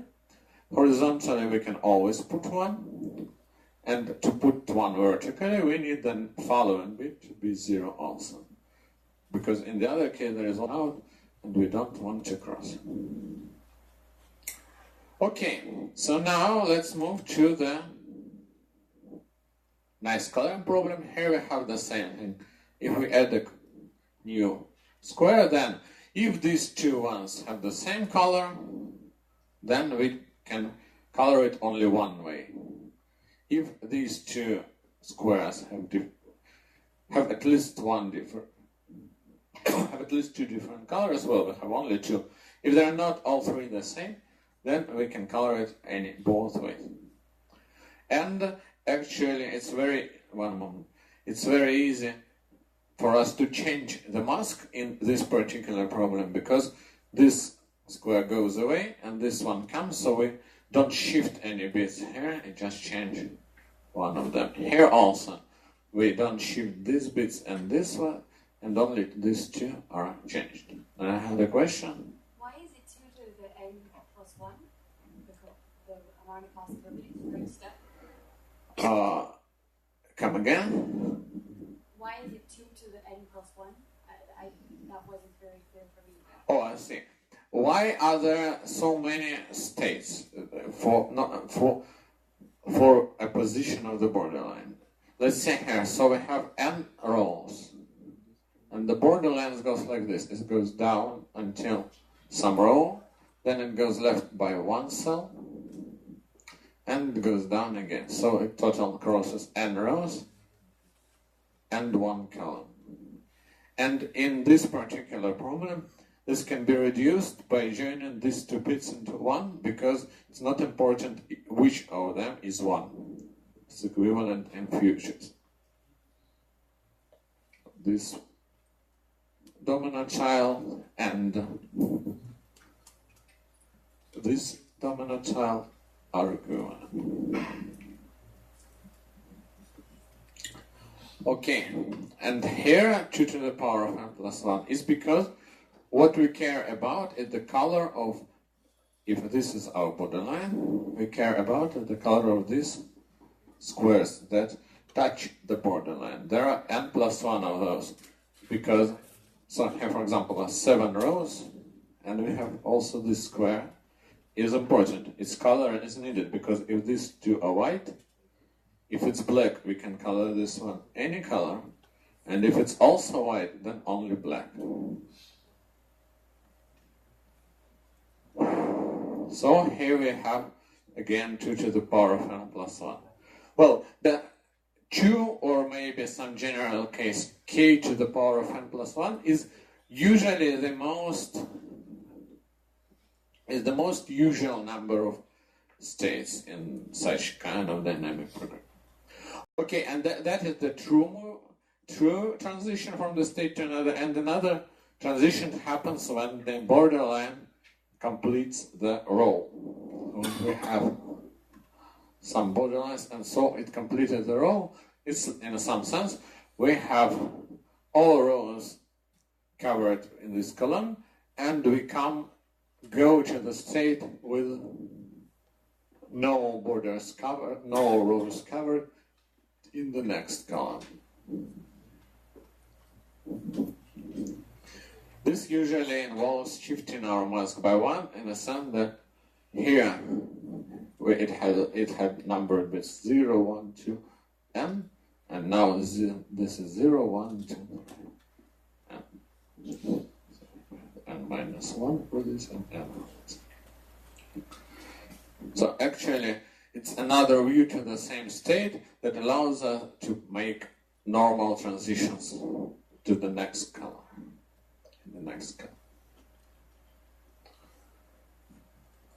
So, in this case, we had masks as our states, but that's not always the case for such problems. For example, in our racing field problem several days ago, we had a more complex structure of the state. When, let's recall again, we had a row of distances, not a row, an array of distances to the cells that were interesting to us. There were n cells, and we had distances to them, d1, d2, d3, and so on, dn. And that that array of distances was our state, and we reduced our state space by shrinking these distances. Okay, now I want to make a small before to finish this story. I have two more things to say. One is a typical thing about how this profile may, this mask, this part of the state that corresponds to the borderline, may look like. In some other problems, I've seen a couple of problems where it looked in the following way.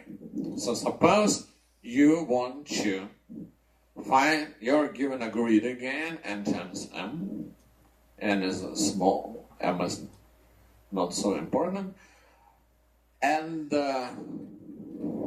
we want to find the number of lines, of polylines, that visits every cell exactly once.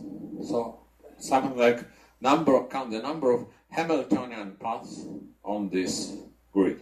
You can also count number of Kim paths on this grid, or Hamiltonian path, Knight Hamiltonian path on this grid, and so on. So in some sense, we want to find the number of paths on this grid. No, Knight is not that easy. Maybe with Knight we need some extra things. Okay, but let's, for example, some paths like this. So you may go like this, and you want to count the number of such paths. Let's try this approach. So we have a grid, and we have some state. Let's try this approach. So we have already decided how the path would look like in this part of our field, and we have some more cells to fill. So what influences our future? What is important for us to learn to make future? The thing is that we want, if we only wanted to cover everything, that we would only want to know if a Boolean value, if there is a path coming out here, or if there is none, if there is already like this. But that would lead us to counting some like this, some paths like this, that actually are not Hamiltonian. So we would visit every cell in a number of paths, but not in one path.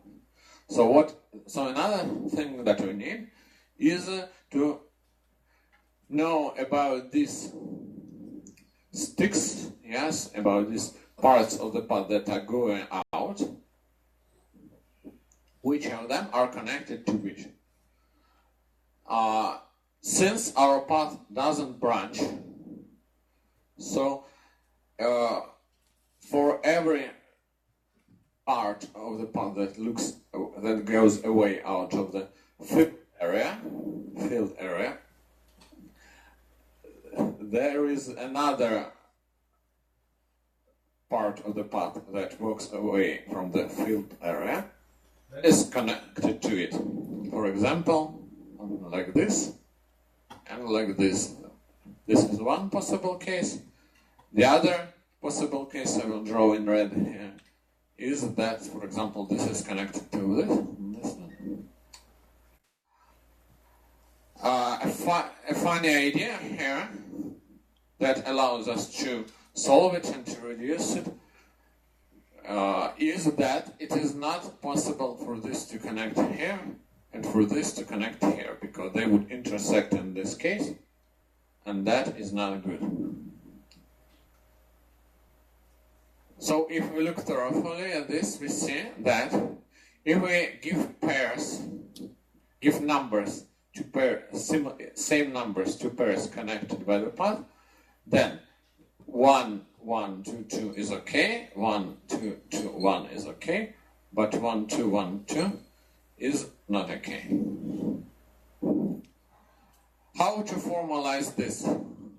A nice way to formalize this is to note that if we look at these pairs of numbers and give opening parentheses to the first occurrence of a number and closing parenthesis to the second occurrence of a number, then for the correct coloring of these pieces, what piece is connected to which one, we have a correct parenthesis sequences, or let's say bracket sequence. And if we have incorrect, like the sequence is correct itself, but pairs are not correct. So we give different types. Let's do this. It's like give different types of brackets to different numbers, like this. So this is not correct. So actually, this corresponds to correct parenthesis systems. And the trick is that we don't care about types of them. It is interesting which one is matched with which, but it is not important to color them. So 1, 1 to 2 and 2, 2, 1, 1 is absolutely the same from the point of what's going on then. So therefore, we associate the state of our dynamic programming with a sequence of opening and closing parentheses, and also if there is nothing stuck, well, okay with nothing. So like a character says star. So this would be either this, star, star, this, variant number 1, and this,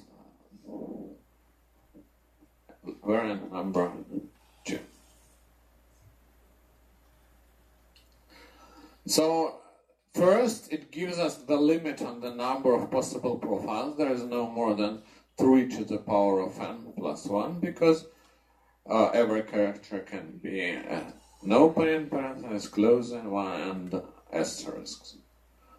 Actually, the number is even smaller because we have a correct parenthesis sequence here, and also the oddity and so on. So actually, the number is reasonably lower, but this is also good, because in the other case, if we had all pairs of numbers at possible places, we would have something like, well, I don't know, even something like n divided by 2 factorial, or even more something. So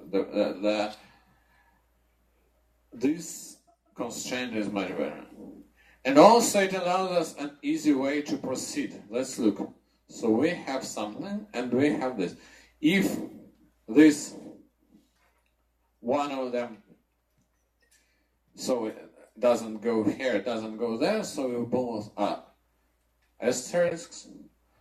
The only way we can do here is to put this, so we insert the new pair of parentheses here, and that's it.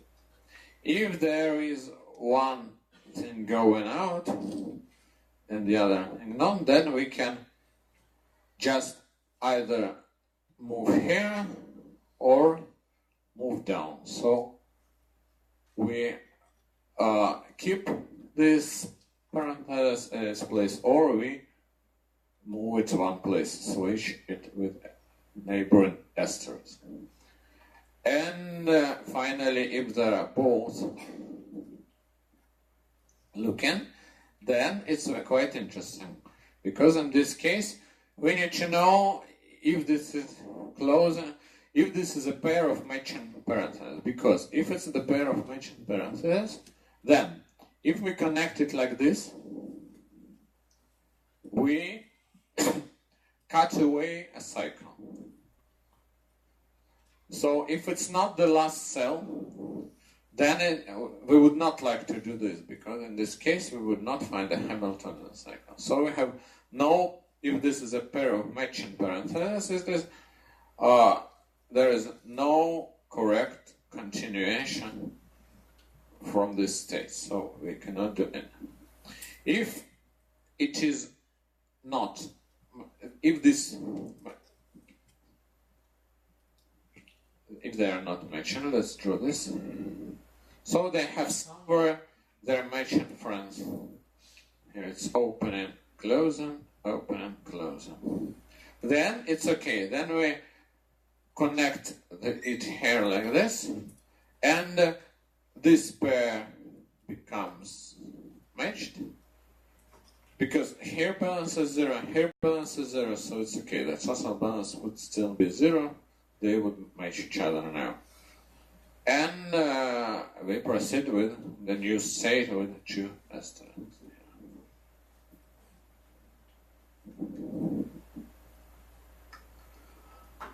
So that's a funny way to connect, to look at this problem about knowing which one is connected to which one. So that is a nice way to represent it as a parenthesis sequence. And matching parentheses are exactly the connected ones. Okay, the next thing, a funny thing about this that I wanted to tell you is in some sense connected with our first lecture about automata and strings. Let's take a look at this borderline dp4, for example. Nice coloring. So we go from top to bottom along each column, and we color our squares. So we get something like white, white, black, white, black, white, so on. So let's write down this string of length m times n. So for the given n, for the given number of rows, and let it be constant, a funny thing is that the set of these strings forms a regular language. So you can create a finite automaton that matches these strings. Well, it's actually quite easy to do. We have a dynamic programming. Dynamic programming has states. So, finite automaton has states. That's nice. Let's merge them. The only difference is that our dynamic programming wants to know the number of already filled columns to keep track of finishing our pattern and counting their number. And the finite automaton, it doesn't care about current column. It only cares about the row and the pattern that touches the borderline. So we can create finite automaton with 2 to the power of n plus 1 times n plus 1 maybe states that matches exactly those strings that correspond to nice colorings of our rectangle. And similarly,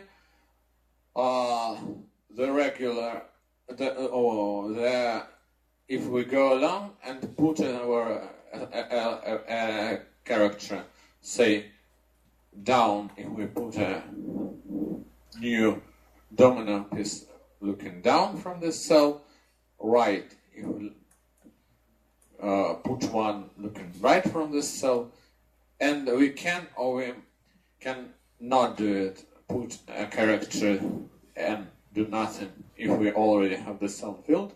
This can be put, this can be not put. Whatever we do, we still have regular language again with automaton having approximately the same number of states, 2 to the power of n times n plus 1 approximately. Matching this. So that's not an algorithm, but that's a funny fact that this, since why did it come up like this? Because we have a regular structure, we go by columns, and every next column doesn't differ from the previous one. So we said we could embed this into automaton that matches this language. Okay, so that was a story with many sub-stories. Any questions or comments so far? Okay, we have only 25 minutes left. I think we will not make a break. I'm sorry, because I had a longer break before for the first one. I thought it would be 5 to 7 minutes. It was 20. So let's go without a break, but then we will have a nice lunch and we will have a nice contest also. So. Okay, so let's go to the next story today. I don't know. It will depend if we have enough time. Okay. The next story is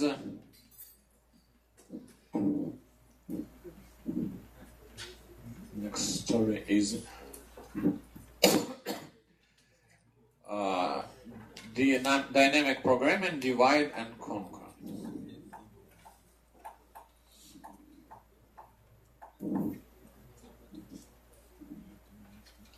So there are actually 3 short stories. Let me first investigate. I have 3 dynamic programming tricks that are a must-know actually for now to participate in contests. So these are divide and conquer. Then this is cut point monotonous. Monotonicity, I think. And this is convex hull trick. So, who of you knows the first trick? Okay, the second trick. You don't know what it means, yes? So it means that if in dynamic programming we want to, on segments, we want to recurse to segments, and we have a cut point. So if we add increase the segment, the cut points only moves to that direction. So who knows the second trick and the third trick? Well, okay, from 40 to 60% for each trick, mostly the same people actually. So okay, let's cover them in this order, because I know convex hull trick is the most commonly discussed on the internet, so if we don't have time for it, it's okay, you can still read about it. And the first 2 are more seldom discussed, so let's start with them. The divide and conquer approach in dynamic programming is the following. They are actually connected but different. Both of them have a property that some cutting point only moves to the right when we expand our segment to the right, our considering the segment we are considering to the right. But the first one is applicable when we have so-called prefix dynamic programming. And the second one when we have segment dynamic programming.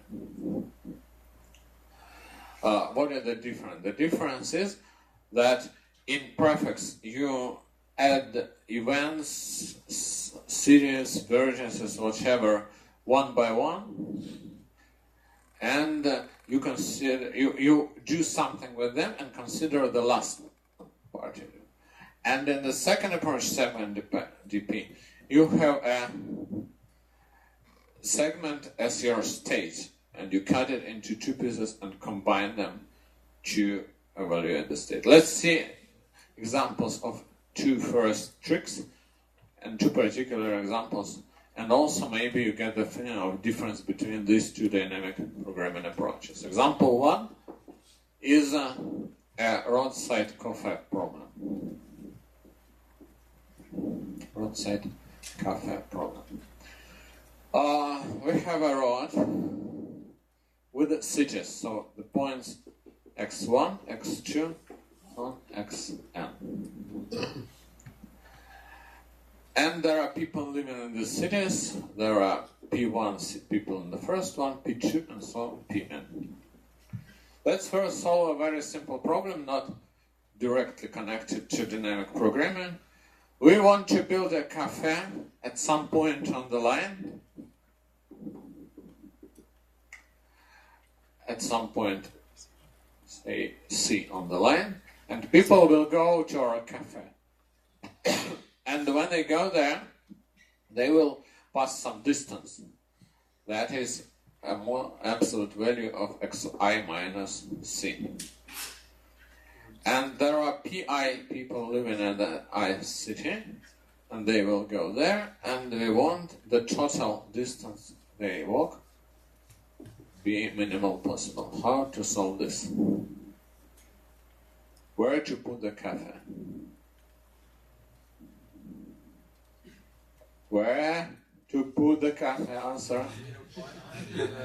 In the middle point in what sense? Between the leftmost person on the road and the rightmost person on the road. In the middle, you mean this x1 plus xn divided by 2? That's not correct. Median. I see. Median, yes. Weight median points, yes, that's correct. So weight in a sense that you have similar, like P1 points x1 and P2 points x2 and so on, and Pn points x1. The proof is the following. You connect the first one to the last one, the second one to the next to last one, and so on. And so you have segments. These two persons in total would definitely go the distance between them, or more if it's inside of their segment. So that is the upper limit to the answer, and it can be reached if we build the one in the median point. So one cafe for one segment, we know how to solve. Now the same thing, but we need to build k cafes.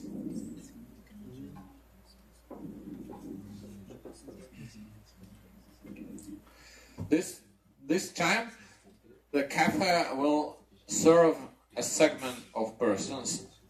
Clearly, it's useless. It's not optimal if the person here goes here, the person here goes here, yeah?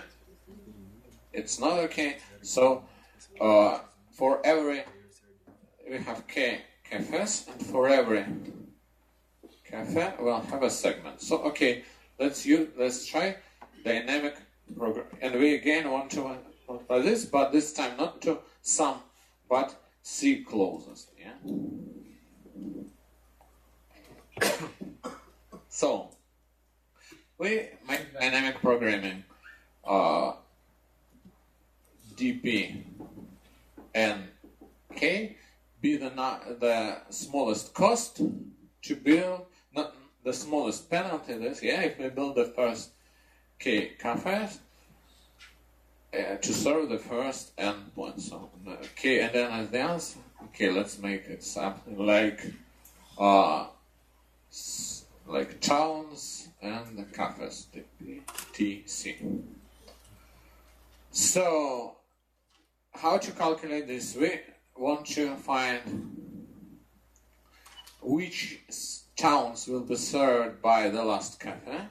So we start from some xp plus 1, and the previous one will be served by the last cafe. So it is like a minimum for p of the value dp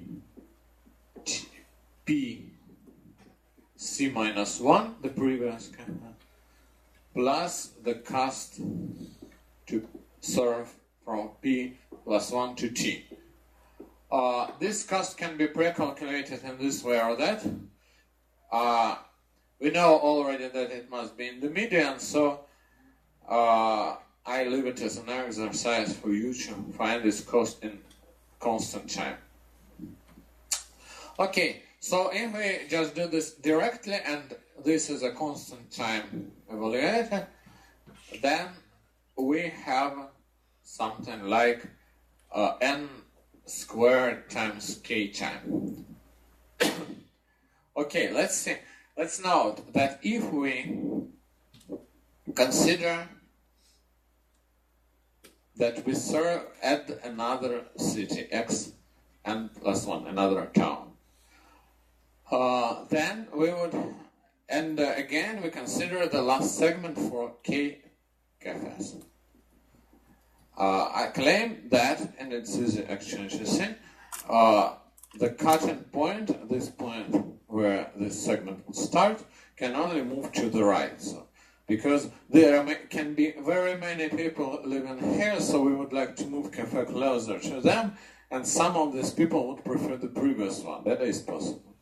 But it is not possible that adding people to the right would make some people to the left also want to go to our new cafe. It can only move to the right. So, how would we optimize this? The first idea is that we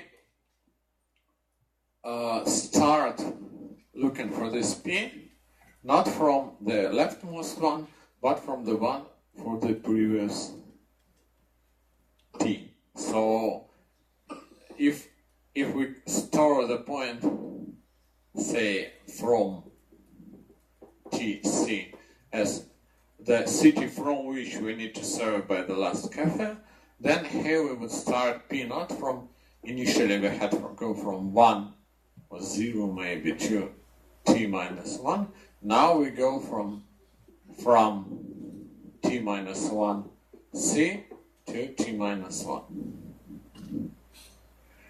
But this actually gives non-asymptotic improvement, and it actually can, even for many this type problems, if the tests were created without thinking about this optimization, this partially incorrect optimization, it's correct in the sense that it gives the correct answer, but it doesn't correctly improve asymptotic. But if you make mostly random tests, it will work very fast, and you will probably pass. But those of you who are going to World Finals, as they say on TV, don't try this at home. Don't try this at World Finals, because probably at World Finals the judges have good experience and they would consider different incorrect solutions also, and they would find incorrect optimizations. How to make this correct? Let's do the following. Let's use this observation in the following way. So, suppose that we will also use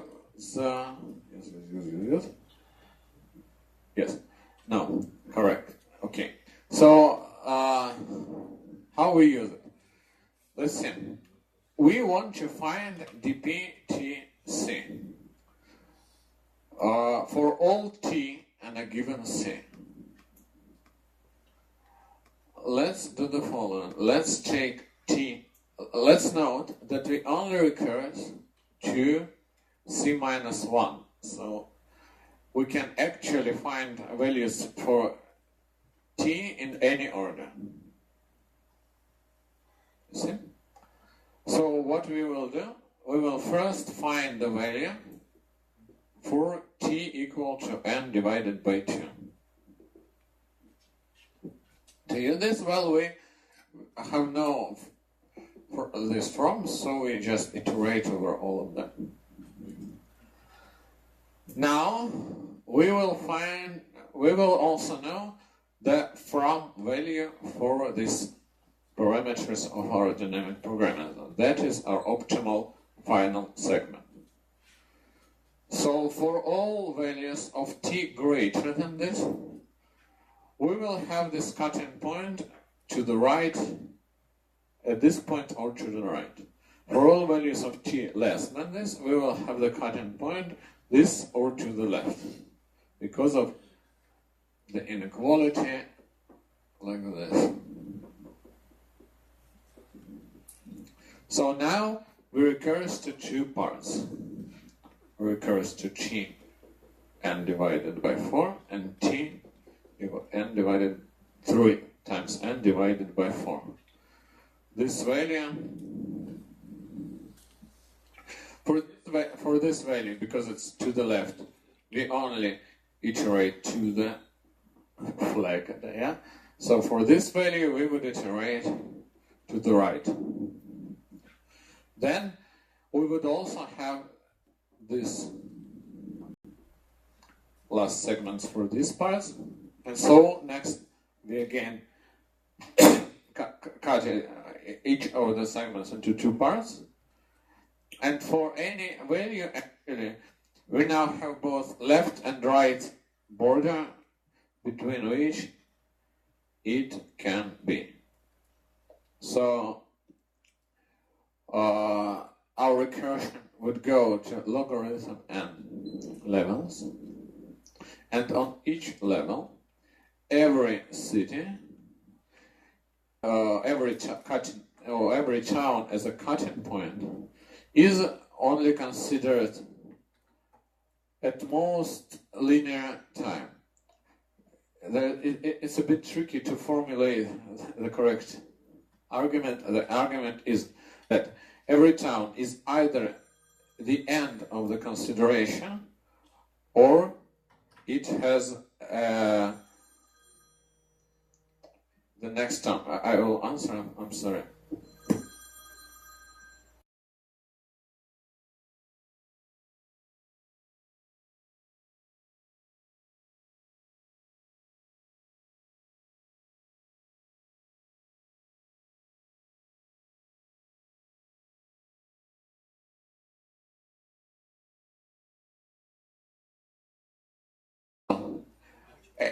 Each cutting point is either the final point considered for some city, so we don't go, we're not going to consider it again, or it is considered only once. It is between two cutting points from the previous level, strictly between them, and then it is considered only once. So the total number of points considered at each level is at most linear. And there are logarithm levels, so we have n logarithm times n to consider, to find all values of dptc for a given c, and the time reduces to n logarithm n times k. Okay, so here we have so-called divide and conquer improvement to dynamic programming. It is applicable when, again, you add a new segment to the end. Then just this optimization is not enough, because usually the test can be constructed in such a way that this from point is the leftmost one, and still you have a linear time of options for each one. But if we use divide and conquer, then okay, if for some value of t the point is very much to the left, then for all smaller values we will only have very few to consider.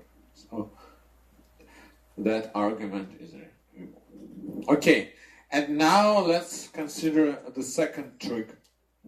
That is very similar, but you need to distinguish between them, because even the complexity is different, and the approach is different, and the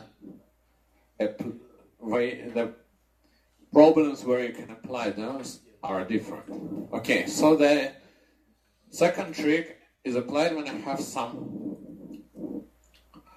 segment dp. What is segment dp? Let's consider an example of a problem with segment dp. One of them is a statically optimal search tree.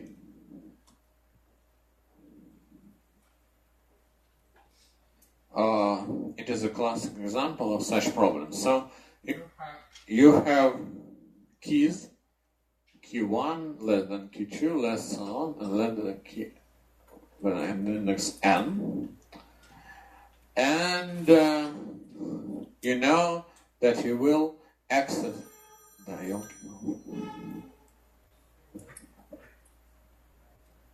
Hello.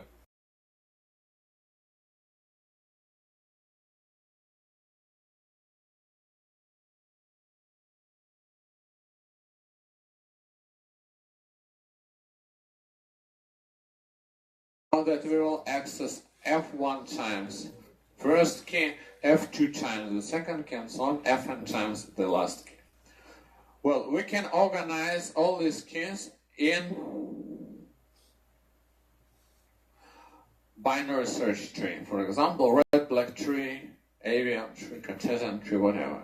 But if we know the number of accesses for each key, it would be more preferential not to build a balanced key that would give balanced tree that would give logarithm time access to each key, but it will probably be more beneficial to make a smaller, more often accessed keys closer to the root. So let's try and do this. So we have dynamic programming best from L to R is the best, the smallest possible number we can of total access time to keys from L to R, let's say inclusive of L, exclusive of R as usually, that we can organize them. Then we build a binary search tree out of them. We put some key to the root, for example, key number M, so key M, and keys from L to M, let's make it inclusive of both, -1 to the right and to the left, and M plus 1 to R to the right.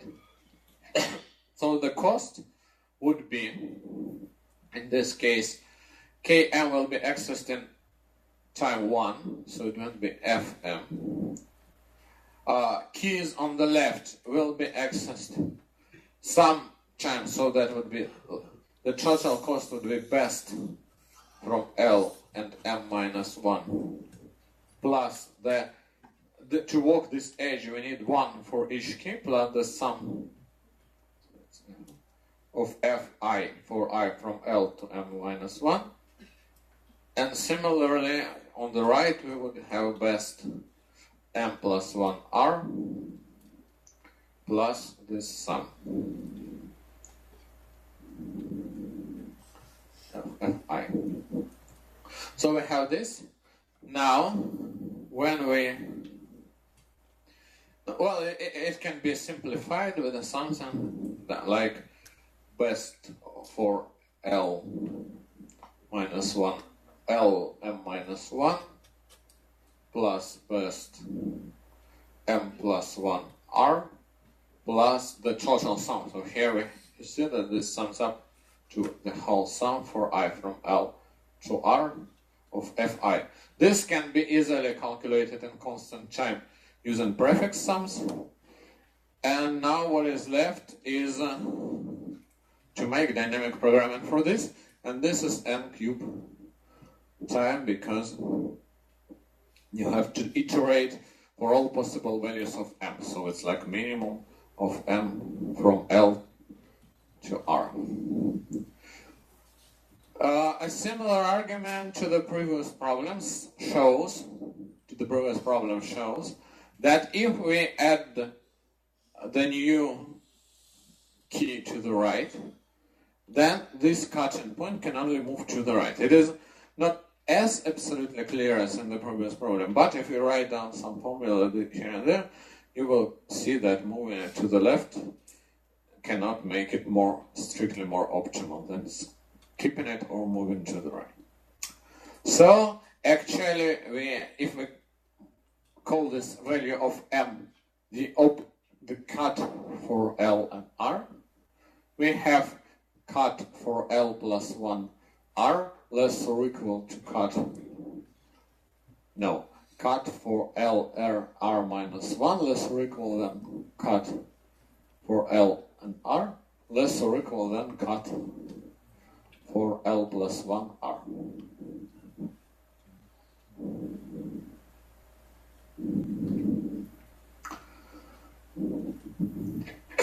And now, what we can do is to use this optimization here instead of running from L to R, we run from cut of L R minus 1 to cut of L plus 1 R. This way,